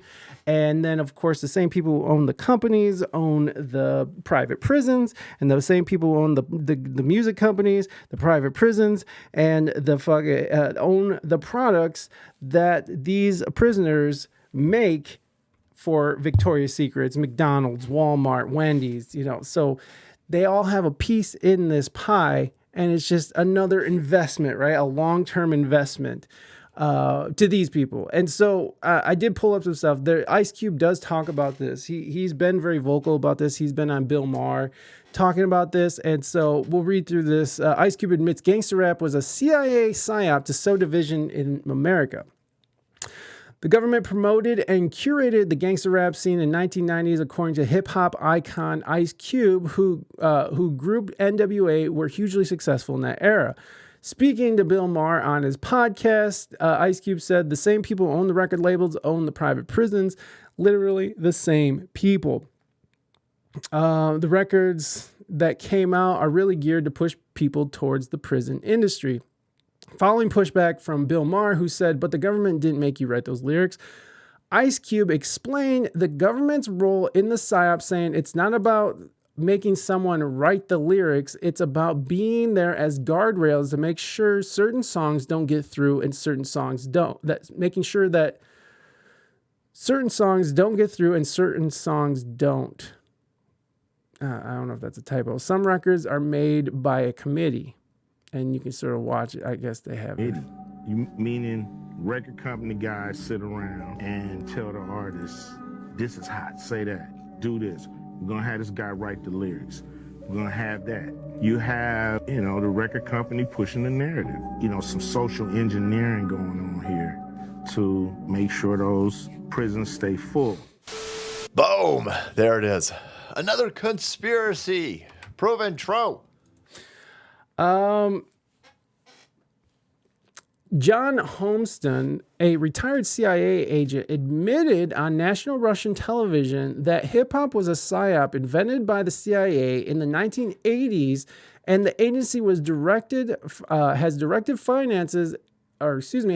and financed household name artists, including NWA, Jay-Z, Dr. Dre, and Kanye West. The government at the time spent big, serious money on the covert operation designed to corrupt the American youth to nihilist, anti-establishment, and anti-American ideologies, and sow division in America, he explained in a half-hour interview broadcast on national television. And I guess they're showing a picture of him, throwing up gang signs and shit with people. John Homeston, a retired CIA agent, has admitted on national television that hip-hop was a psyop invented by the CIA in the 1980s, and the agency has directed and financed household names, including NWA, Dr. Dre, Jay-Z, and Kanye West. The government at the time spent big money on this covert operation designed to corrupt the American youth to nihilist anti-establishment and anti-American ideologies, and sow division in America. He explained in a half-hour interview broadcast on national television. Before we dive in, subscribe to the channel if you haven't already, and join the People's Voice Locals community to support the channel and gain access to exclusive and uncensored content. Famous songs of the iconic hip-hop outfit NWA were even scripted by a team of war propagandists and psychologists of the CIA. Nihilist and anti-establishment lyrics were intended to unleash a wave of cynicism towards authorities, glamorize the use of narcotics, and entice the youth with revolutionary, counter-establishment ideas. The retired CIA agent claims that social engineering PSYOP was extremely successful, particularly with left-leaning young Americans who, according to Homeston, have been completely brainwashed with anti-American messaging. We understood at the time that music was a powerful means of propaganda to reach the youth, explained the 77-year-old man. Our mission was to use teenage angst to our advantage and turn Generation X into a decadent, pro-drug and anti-establishment culture that would create uprisings and further division within society. We even infiltrated mainstream radio to promote their music and reach millions of people every day, he admitted, visibly proud of the accomplishment. For many of us in the CIA, infiltrating the 1980s hip-hop scene was one of the CIA's most successful experiments of propaganda to date, he acknowledged during the interview. You could say Frankenstein's monster got up off the table and started goose-stepping. The retired CIA agent, who was granted a Russian residence permit in 2011, also claimed Leah Cohen, commonly known as the tall Israeli who runs hip-hop, is a CIA asset, as are many of the household name artists he signed and promoted. When it comes to engineering culture, no one touches Leah Cohen, Homeston admitted. The music industry is crawling with household names who are actually CIA assets, according to Homeston. And we've got the receipts. But first, an important word from our sponsor. The globalist elite have admitted that they want to bankrupt us, and now they're making their move. The government have been given permission to print as much as 9%. But all they together to create a new global reserve currency, the only ones who aren't, and just about to secure your wealth now and get to prints, EPMD, Stratos, EPMD, Stratic, DJ Jazzy Jeff and the Fresh Pop artists signed and promoted by Cohen include Slick Rick, DJ Jazzy Jeff and the Fresh Prince, EPMD, Stratosonic, De La Soul, and A Tribe Called Quest. Cohen ended up promoting rappers such as Jay-Z and Kanye West, and more recently brought Migos and Young Thug to prominence. Some of these artists were tools of the CIA, others fully signed up assets, according to Homeston, who cited Jay-Z, who openly promotes his satanic beliefs, and the first black billionaire, Dr. Dre, as CIA assets who are untouchable, and who have been both handsomely rewarded by the elites. And John Homeston warns that the CIA which is really interesting when you look back at like Dr. Dre's record, where you have people who are being held accountable for who was just talking about this. They were just talking about how Dr. Dre is sort of being propped up, and he's a billionaire, even though he has this really fucked up past where he's beating women, and there's shootings that are linked to him and such. I think it was actually Suge Knight, maybe. And then Jay-Z, who has tons of allegations against him, where he's, underage girls and, Rihanna and, just all this fucked up shit that they've done, but yet they get propped up. Jay-Z's hanging out with Obama, right? Like they're like homies and shit. He's untouchable. So it would make sense if they were CIA assets that they would be able to sort of get away with doing all of this shady shit and still be able to have a career, be billionaires, and essentially be untouchable. Haven't stopped using hip-hop to manipulate America, but they have adjusted their goals. In the 80s, it was about division. Now it's about emasculation of males in society. The insidious plot to turn our children into proud transsexuals didn't happen overnight. The elites have been slowly working on eroding social norms for decades, and forcing famous black men to normalize the sight of men in dresses was part of the agenda. I mean, I'm a conspiracy theorist to a degree. Like, when I connect dots that maybe shouldn't be connected, I don't know. But certain dots, like when I see that they put every black man in the movies in a dress at some point in their career, I'll be connecting them down like, wow, these brothers gotta wear a dress. That's happened to me. I'm doing a movie with Martin. Yeah. The movie's going good. So I walk in the trailer. I'm like, man, this must be the wrong trailer because there's a dress in here. They come in. The writer comes in. I think he's the writer. He's like, Dave, listen, you got this hilarious scene where Martin's sneaking out of jail, so he disguises you as a prostitute. And he put this dress on, and Mother, prostitute? No, I'm not doing that. I don't feel comfortable with that. That should have been in the discussion. What? You don't feel comfortable with it? I mean, it's a hilarious bit. All the greats have done it. So, well, if all the greats have done it, it's kind of hacky, right? You're right. So why don't we just not do it? Because I don't feel comfortable wearing a dress. Oh, come on, Dave. Listen, we got it all set up. We're supposed to shoot. Every minute you waste costs this much money. No, the pressure comes in. He said, I'm not wearing no dress, man. I'm funnier than a dress. Just give me something funny to say. I don't need to wear no dress to be funny. Am I Milton Berle? Blah, blah, blah, blah. You know, we're going like this. And then finally he's like, and he leaves. And then, like, the director comes, Dave, it really would be great if you wear the dress. What is wrong? What is this, Brokeback Mountain in here? So then,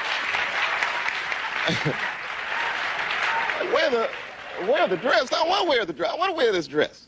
A music industry executive who was present at the first meeting between CIA and music industry executives has written a confessional letter detailing exactly what went down on that fateful day. To access a video detailing that letter, join the People's Voice Locals community. The link is in the description box below this video. Some experts openly admit that the CIA's promotion of hip-hop nihilism, including the narcotics culture surrounding the scene, pushed United States President Richard Nixon into the war on drugs, a globalist campaign of drug prohibition based on endless foreign military intervention. The chaos we caused in America helped the government justify overseas wars of plunder to Middle America.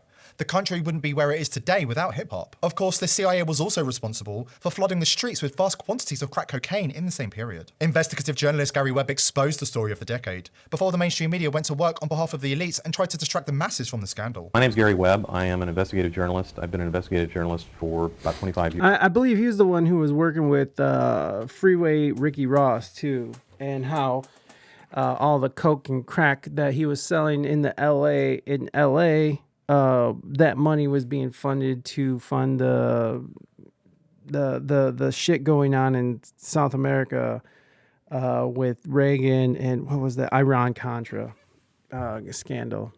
Years for daily newspapers. And in 1996, I wrote a series of stories entitled Dark Alliance, which was about CIA involvement in drug trafficking. The words say, there's some words here. Published in the San Jose Mercury News, Gary's investigation linked the CIA's cocaine operation to the crack epidemic that was rampant in Los Angeles ghettos, and which was being perpetrated by Highway Ricky Ross. What my story showed was that the cocaine that was being sold in those neighborhoods was coming from mainly one source, and this one source was being used to finance a guerrilla war in Central America. In 1987, the Kerry Committee hearings exposed the CIA drugs for arms operation established to fund the right-wing Nicaraguan Contra rebels. The general idea of the CIA dealing drugs was something that the American mainstream press had never written about before, and that's why it prompted outrage among blacks, among drug reform activists, among politicians, by the CIA, by every federal agency. And then so it would make sense, right? If you have a culture of music that is influencing and you can sort of propagandize it to say, hey, let's glorify the selling of crack cocaine, right? Like, because that a lot of gangster rap was talking about selling crack and fucking up your own neighborhood and just trying to get money and hustle culture and all of that stuff.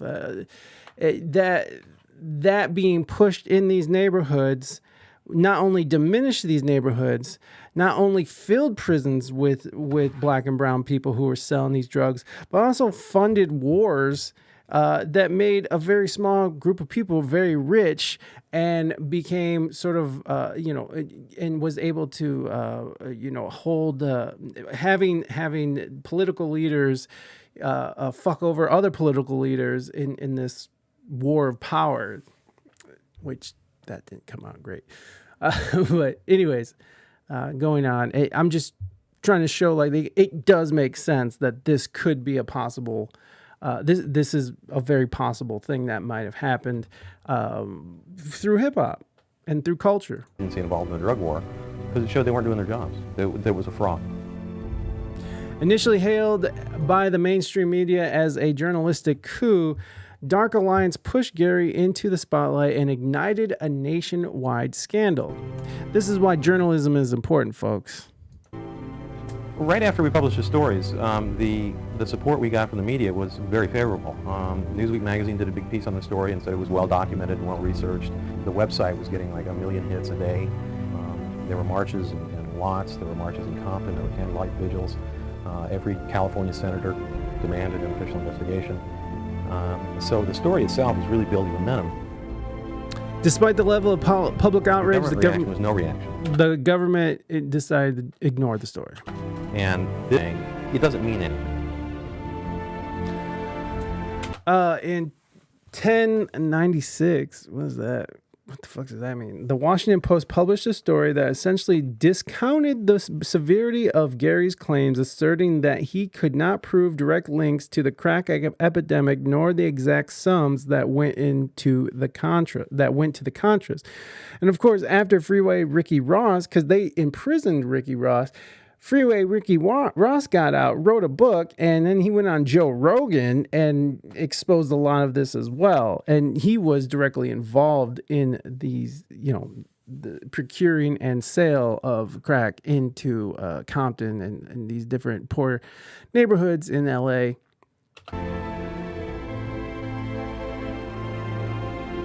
It was a distraction from what the story said, and it became sort of a media war between the Mercury News, which stood behind the story at that point, and the rest of the establishment media who wanted us to back away from it. He wasn't joking about the mainstream media circling the wagons around the CIA. Take a look at this outrageous New York Times headline. The mainstream media hasn't changed. They are still being employed to shoot down legitimate news stories, like the Hunter Biden laptop from hell story, and the paedophilia epidemic sweeping the world, to confuse the public and distract them from the real agenda of the elites. But the elites were not satisfied with merely corrupting America's youth, sowing division in society, and flooding the streets with crack cocaine. They also wanted to enrich themselves further, while separating families and driving much of the country into grinding poverty. The CIA worked in tandem with the music industry elite to create a funnel in which young people would be indoctrinated with brainwashing gangster rap music, introduced to a life of crime, and then delivered to the highly profitable private prison system. In order to create this funnel, the CIA introduced music industry owners to the private prison industry. Once the funnel was in place, the system was a lock. What if I told you that some of the biggest music companies are in cahoots with private prison owners? And that the rap music we listen to is not only meant to entertain, but to verbally and visually support criminal behaviors that funnel disenfranchised people into these private prisons? Lastly, what if I told you I have proof? In 2012, CoreCivic, formerly known as Corrections Corporation of America, the biggest name in the private prison industry, contacted 48 states offering to buy their prisons. One requirement of eligibility for the deal was particularly strange: an assurance by the agency partner that the agency has sufficient inmate population to maintain a minimum 90% occupancy rate over the term of the contract. Wait, right? What? What kind of legal and ethical measures could be taken to ensure the maintenance of a 90% prison occupancy rate? Now let's work together to connect these things. I'm sure you're a smart person. It won't be long. Let's do the work. In 2012, a mere 232 media executives were responsible for the intake of 277 million Americans, controlling all avenues necessary to manufacture any celebrity and spark any trend. Time Warner, as the owner of Warner Brothers Records, can not only sign an artist, but since they're also owners of Entertainment Weekly, they can also put an artist on the cover by next week. You think you choose what you listen to, but do you? Both BET and MTV belong to Viacom. Okay, now I know that's not news to some, but when the use of these media conglomerates is cross-checked with ownership of the biggest names in prison privatization, it's starting to get a little fishy. The largest holder in CoreCivic, formerly Corrections Corp of America, is Vanguard Group Incorporated. Vanguard is the #1 largest holder in both Viacom and Time Warner. Not to mention BlackRock is up in there too. We've gone over this. Vanguard is also the largest holder in the GEO Group, the second largest owner of private prisons in the U.S. The overlap in private prison/mass media ownership is disturbing. Let's make this clear. The people who own the media are the same people who own private prisons. The exact same people. They make money from getting so-and-so from the hood to glorify the life they live. And they don't care about the impact it has on others because money is the motive. Then when the music influences others in criminal behavior, they make money from all the impressionable low-income people of color that are expected to go inside their private prisons. The global elite have been toying with humanity for centuries, but more and more people are taking the red pill and waking up to what's really happening in the world. Here at The People's Voice, we're determined to continue exposing their evil agenda and reporting on the real news. Thank you. So, very odd, right? And then even going a step further, Crazy Bone of Bone Thugs and Harmony talks about a meeting that he had with some executives and people he didn't know. And let's hear a little bit of that. There is the secret meeting that changed rap music and destroyed a generation. Damn. So it says, hello. After more than 20 years, I finally decided to tell the world what I witnessed in 1991, which I believe was one of the biggest turning points in popular music and ultimately American society. I have struggled for a long time weighing the pros and cons of making my story public, as I was reluctant to implicate the individuals who were present that day. Questions. He told us that since our employees had become silent investors in this prison business, it was now in their interest to make sure that these prisons remain filled. Our job would be to help make this happen by making music which promote criminal behavior, rap being the music of choice. He assured us that this would be a great situation for us because rap music was becoming an increasingly profitable market for our companies, and as employees, we'd also be able to buy stocks in these prisons. Immediately, silence came over the room. You could have heard a pin drop. I remember looking around to make sure I wasn't dreaming and saw half of the people with dropped jaws. My daze was interrupted when someone shouted, "Is this a fucking joke?"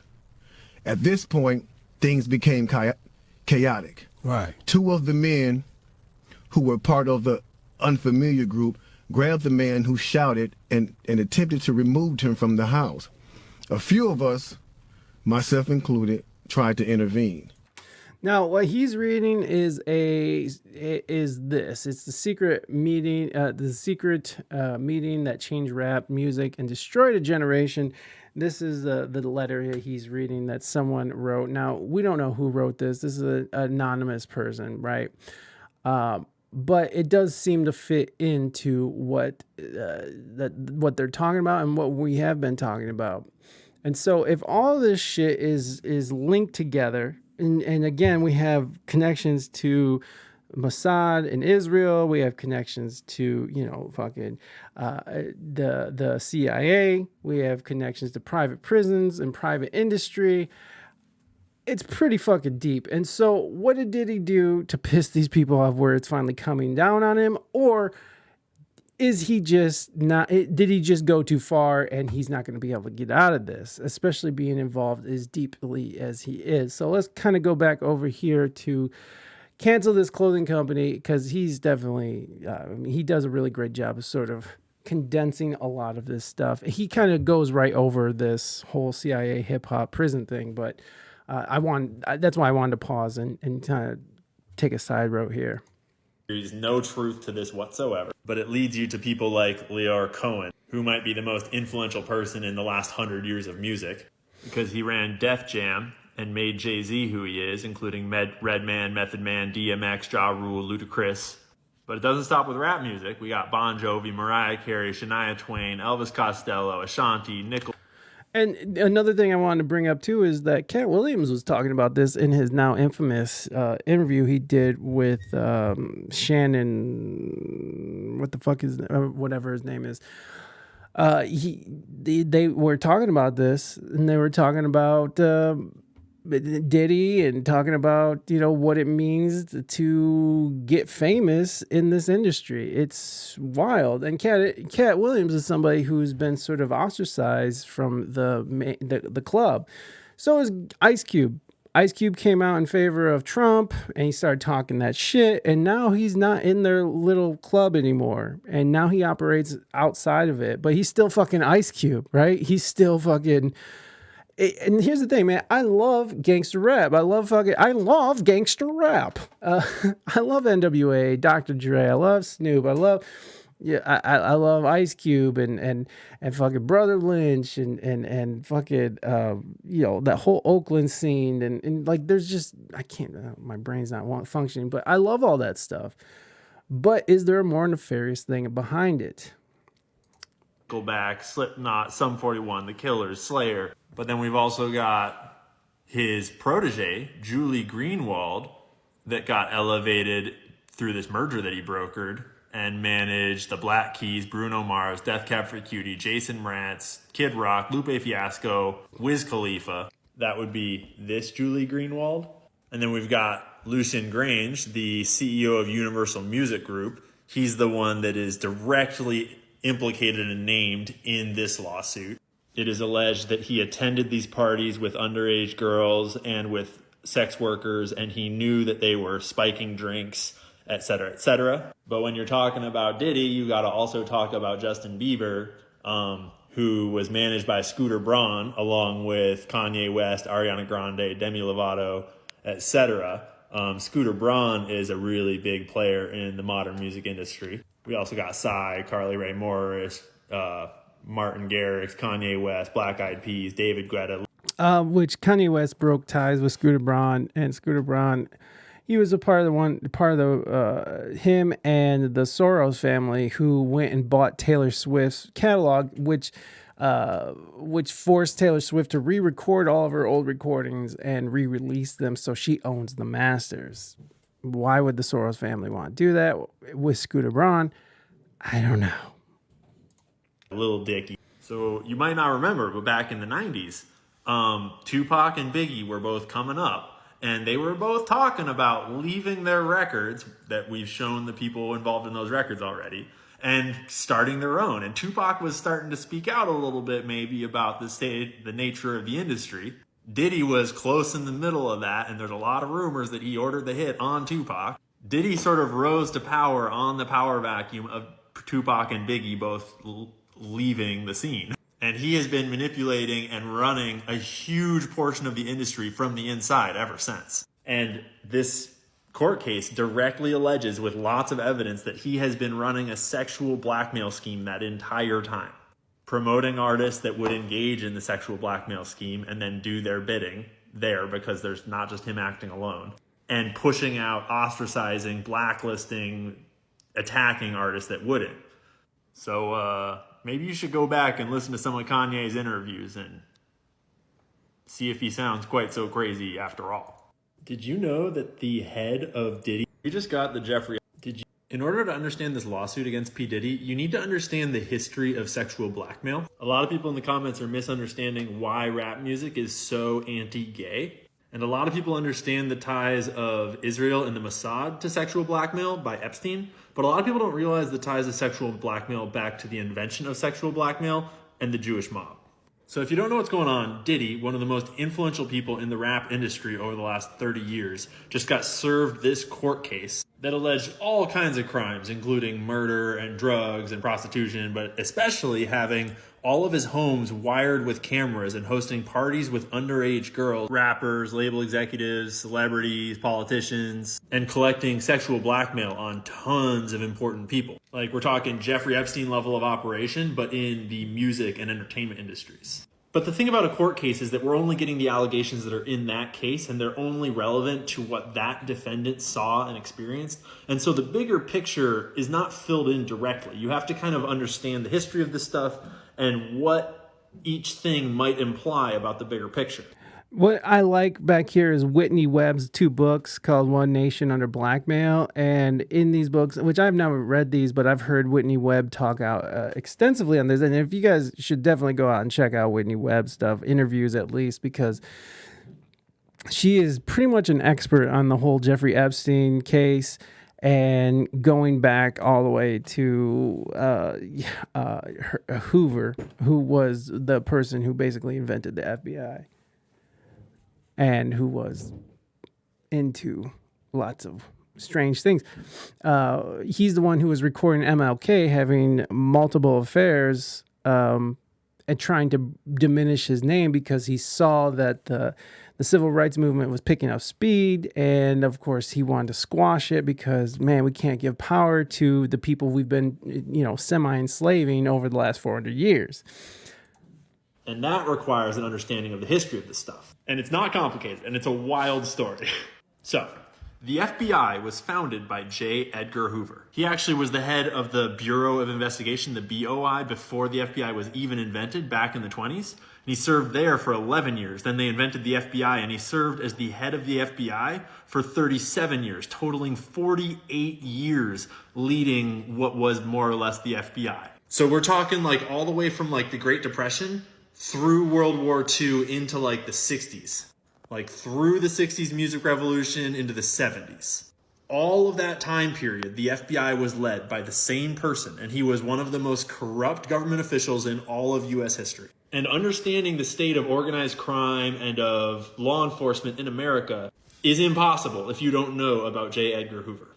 And understanding the nature of sexual blackmail is impossible if you don't know about Meyer Lansky, who was a boss in the Jewish mob back in the 30s, 20s, like the Prohibition days and so on. Meyer Lansky, this Jewish mob boss, basically invented the concept of sexual blackmail. And he did it by sexually blackmailing J. Edgar Hoover, the guy who was explicitly supposed to be taking guys like Meyer Lansky down. The Wikipedia articles are sanitized, but basically Meyer Lansky had a photo of J. Edgar Hoover using his mouth on his main assistant, Clyde Tolson. Realistically, it was his boyfriend. They were a couple.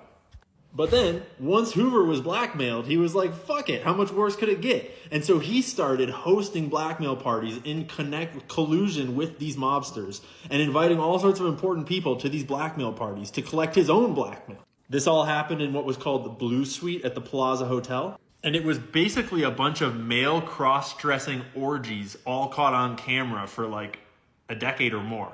And because Hoover was already blackmailed by the most powerful gangsters in the world, like he didn't give a shit and he just went and hosted them and everybody got blackmail on everybody.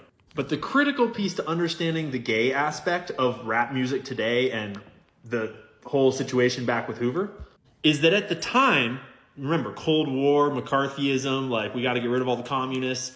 There was what was called the Lavender Scare, which is basically just saying that they were all really worried that gay people would get blackmailed by the Soviet Union. And so it wasn't good to be gay because if you were gay, you could get blackmailed because you wouldn't want anyone to know you were gay. And so don't be gay. And so you should be ashamed of being gay. And so then they'll blackmail. It's like, see, it's like a big circle of how the one creates the other, creates the other, creates the other. Yeah, now think about rap music. All the rappers are super hard and like gay people suck, and then like a bunch of them are gay and they're getting blackmailed about it, and so they rap more about how they're hard and gay people suck, and it creates Meek Mill. This little circle. Yeah, the sexual blackmail industry learned early on back in the Cold War that it is much easier to do sexual blackmail in a culture of anti-gayness because gayness is not wildly uncommon. Lots of people are gay. But the more you can stigmatize it and make it a taboo, the more they have to hide it. And the more easy it is to exploit it when you offer this taboo thing to the people that want it. And then the stronger your power over them is when you have them on film doing it. You feel? So, back to our boy Diddy, who founded his record label when he was only 24 years old. Became one of the most successful record labels of the time.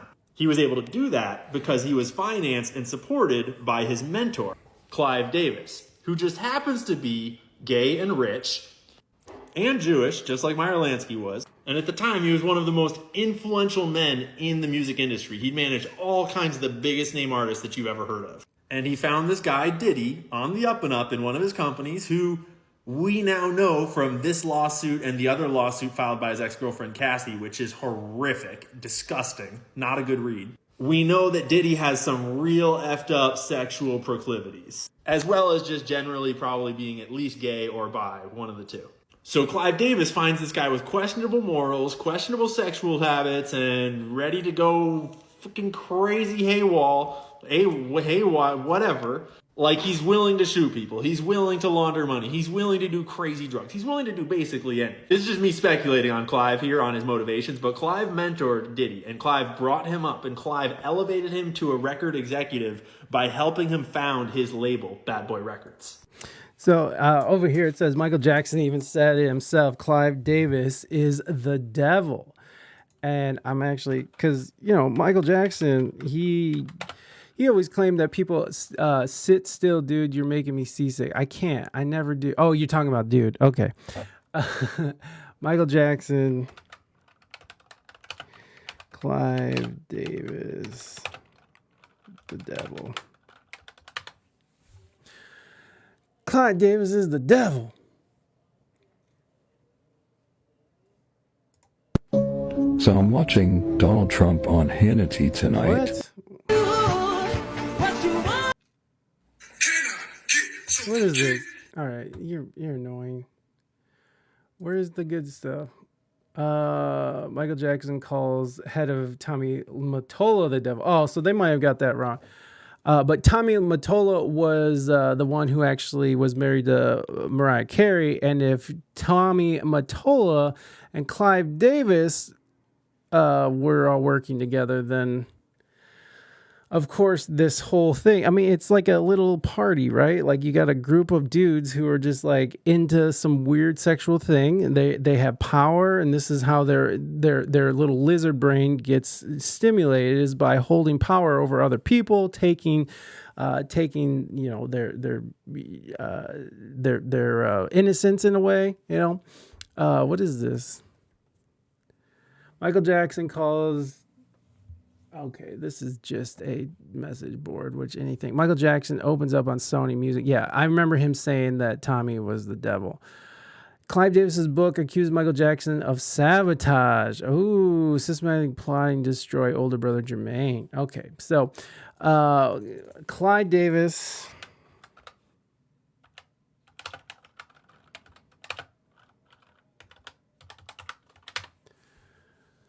Beat it.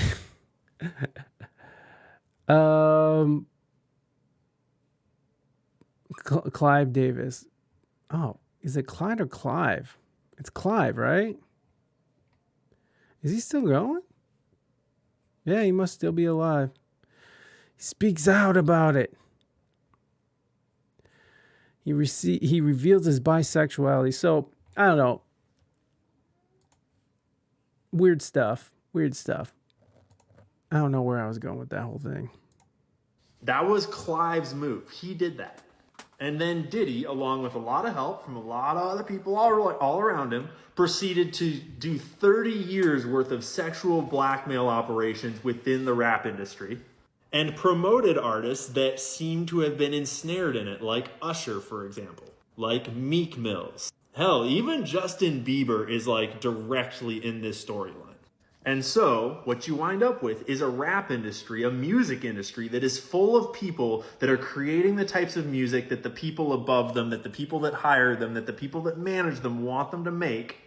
They're all terrified of stepping on the wrong toes or getting out of line or doing what they're not supposed to for one blackmail reason or the other. And we wind up with an entire industry full of musicians that are glorifying gangs and violence and sex and drugs. I mean, think about it. There's no better way to undermine an entire population, an entire race, an entire culture, than to target their kids with subversive messages that they're going to think is cool, and the parents can't say shit about it because then the kids will just think it's cooler.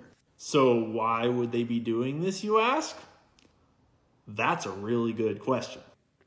Probably control. The girl is mine. The dog girl is mine. No, she's mine, moving Dutchman. Now, there's those weird videos of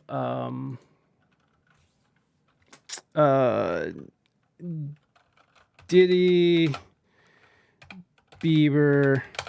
Let's see if that comes up. Here, watch this shit. This shit gets real weird. Hey, young brother, everything's good? Selling out arenas and everything? Starting to act different, huh? You ain't been calling me and hanging out the way we used to hang out. Well, I mean, you try to get in contact with me, through all my, partners and whatnot. But you never really got my number, so. Right, okay. Number? Yeah. I'm gonna tell you my number. Yeah. It's 555. Yes. Okay. 5555. Okay. 55. You heard that? Yeah. Okay. Well, I'm here to because you've been a big supporter of mine, all jokes aside. He gets so weird with people, and there's another video, and we've seen these videos before, by the way. Diddy,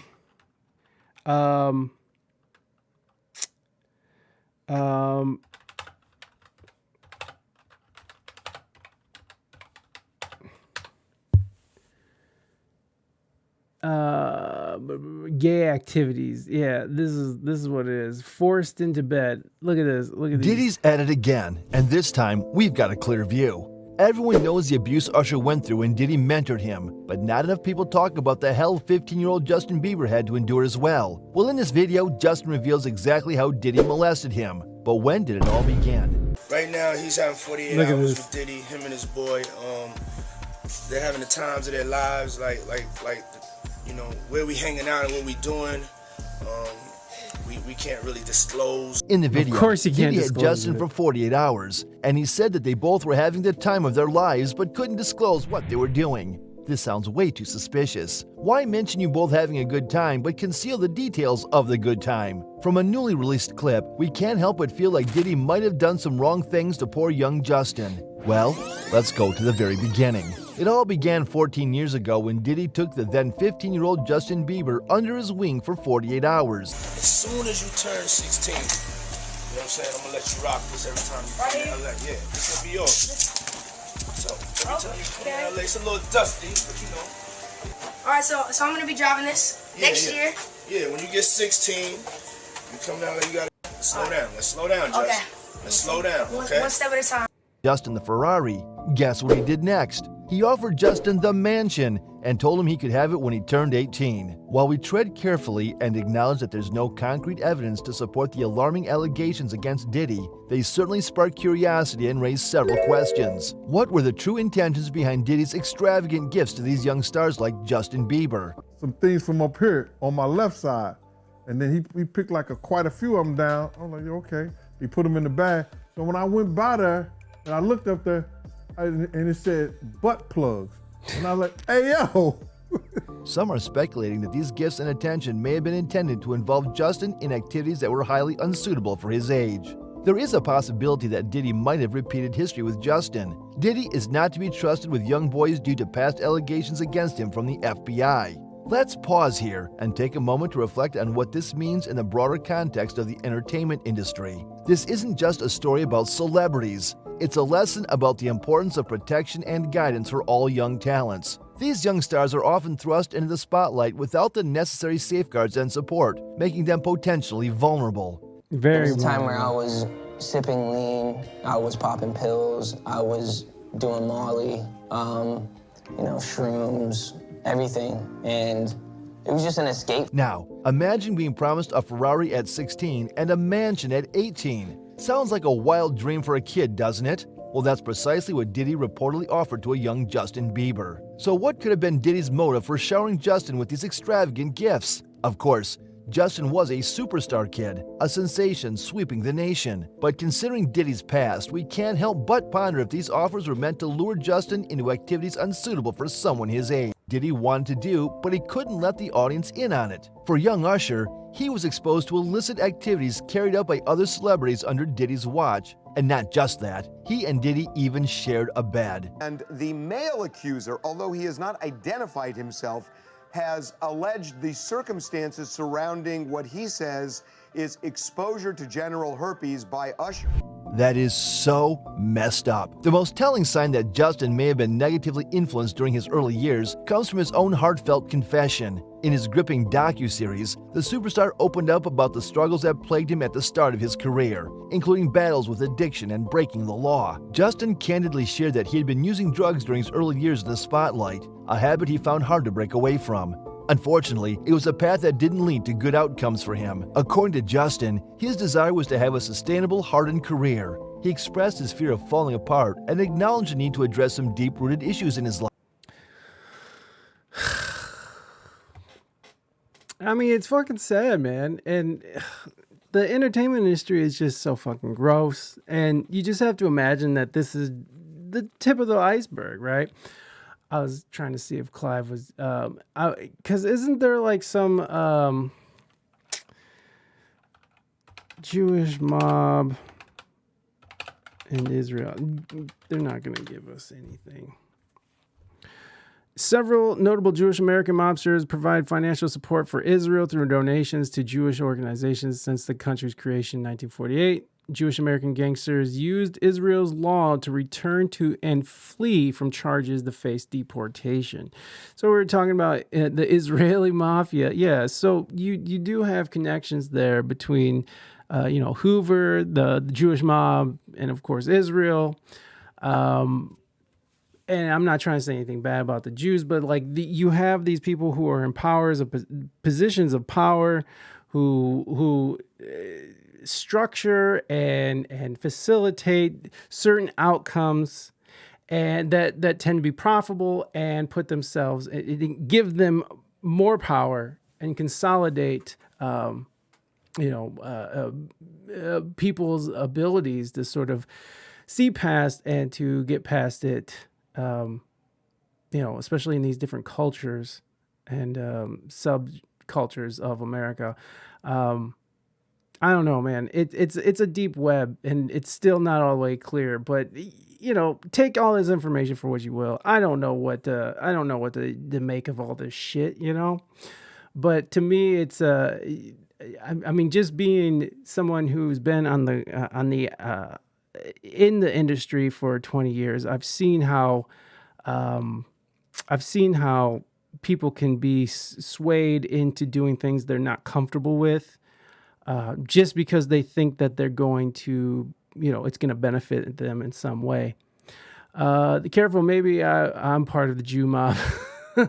Well, no, because we were talking about earlier how the Jewish mob had J. Edgar Hoover under their thumb, and of course they had connections to Israel, and of course Israel's is going to benefit off of having having a stake and having their thumbs on a very powerful member of the United States government, especially as a country that a lot of people, especially if you're surrounded by enemies, a lot of people don't want to exist, right? So it would be in their benefit to have as much control over a superpower such as the United States and have influence on as much as you can, as much as they can, in order to maintain, their right to exist, which I'm firmly all about. Israel's right to exist. Like it's silly that people want to remove all the Jews again,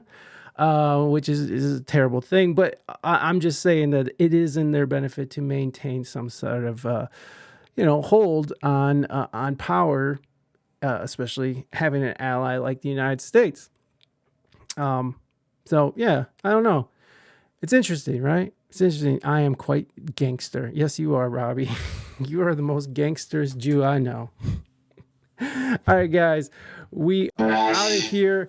Thank you for hanging out. I know today was deep. We went deep today, baby. We went deep. But this shit is wild. This shit is wild, and this is what I think about, and I'm fascinated with is all this weird shit and how culture and politics are all sort of mashed together. It's weird. It's weird out here in the streets, baby. All right, guys, we will be back on Wednesday with Matt Suarez. Matt will be on the show. Matt's been a friend of the show for a long time. Matt is a real life friend of mine. He's a Twitch partner. He streams on Kick all the time. Hey! Permanent Feeling. Mighty, thank you so much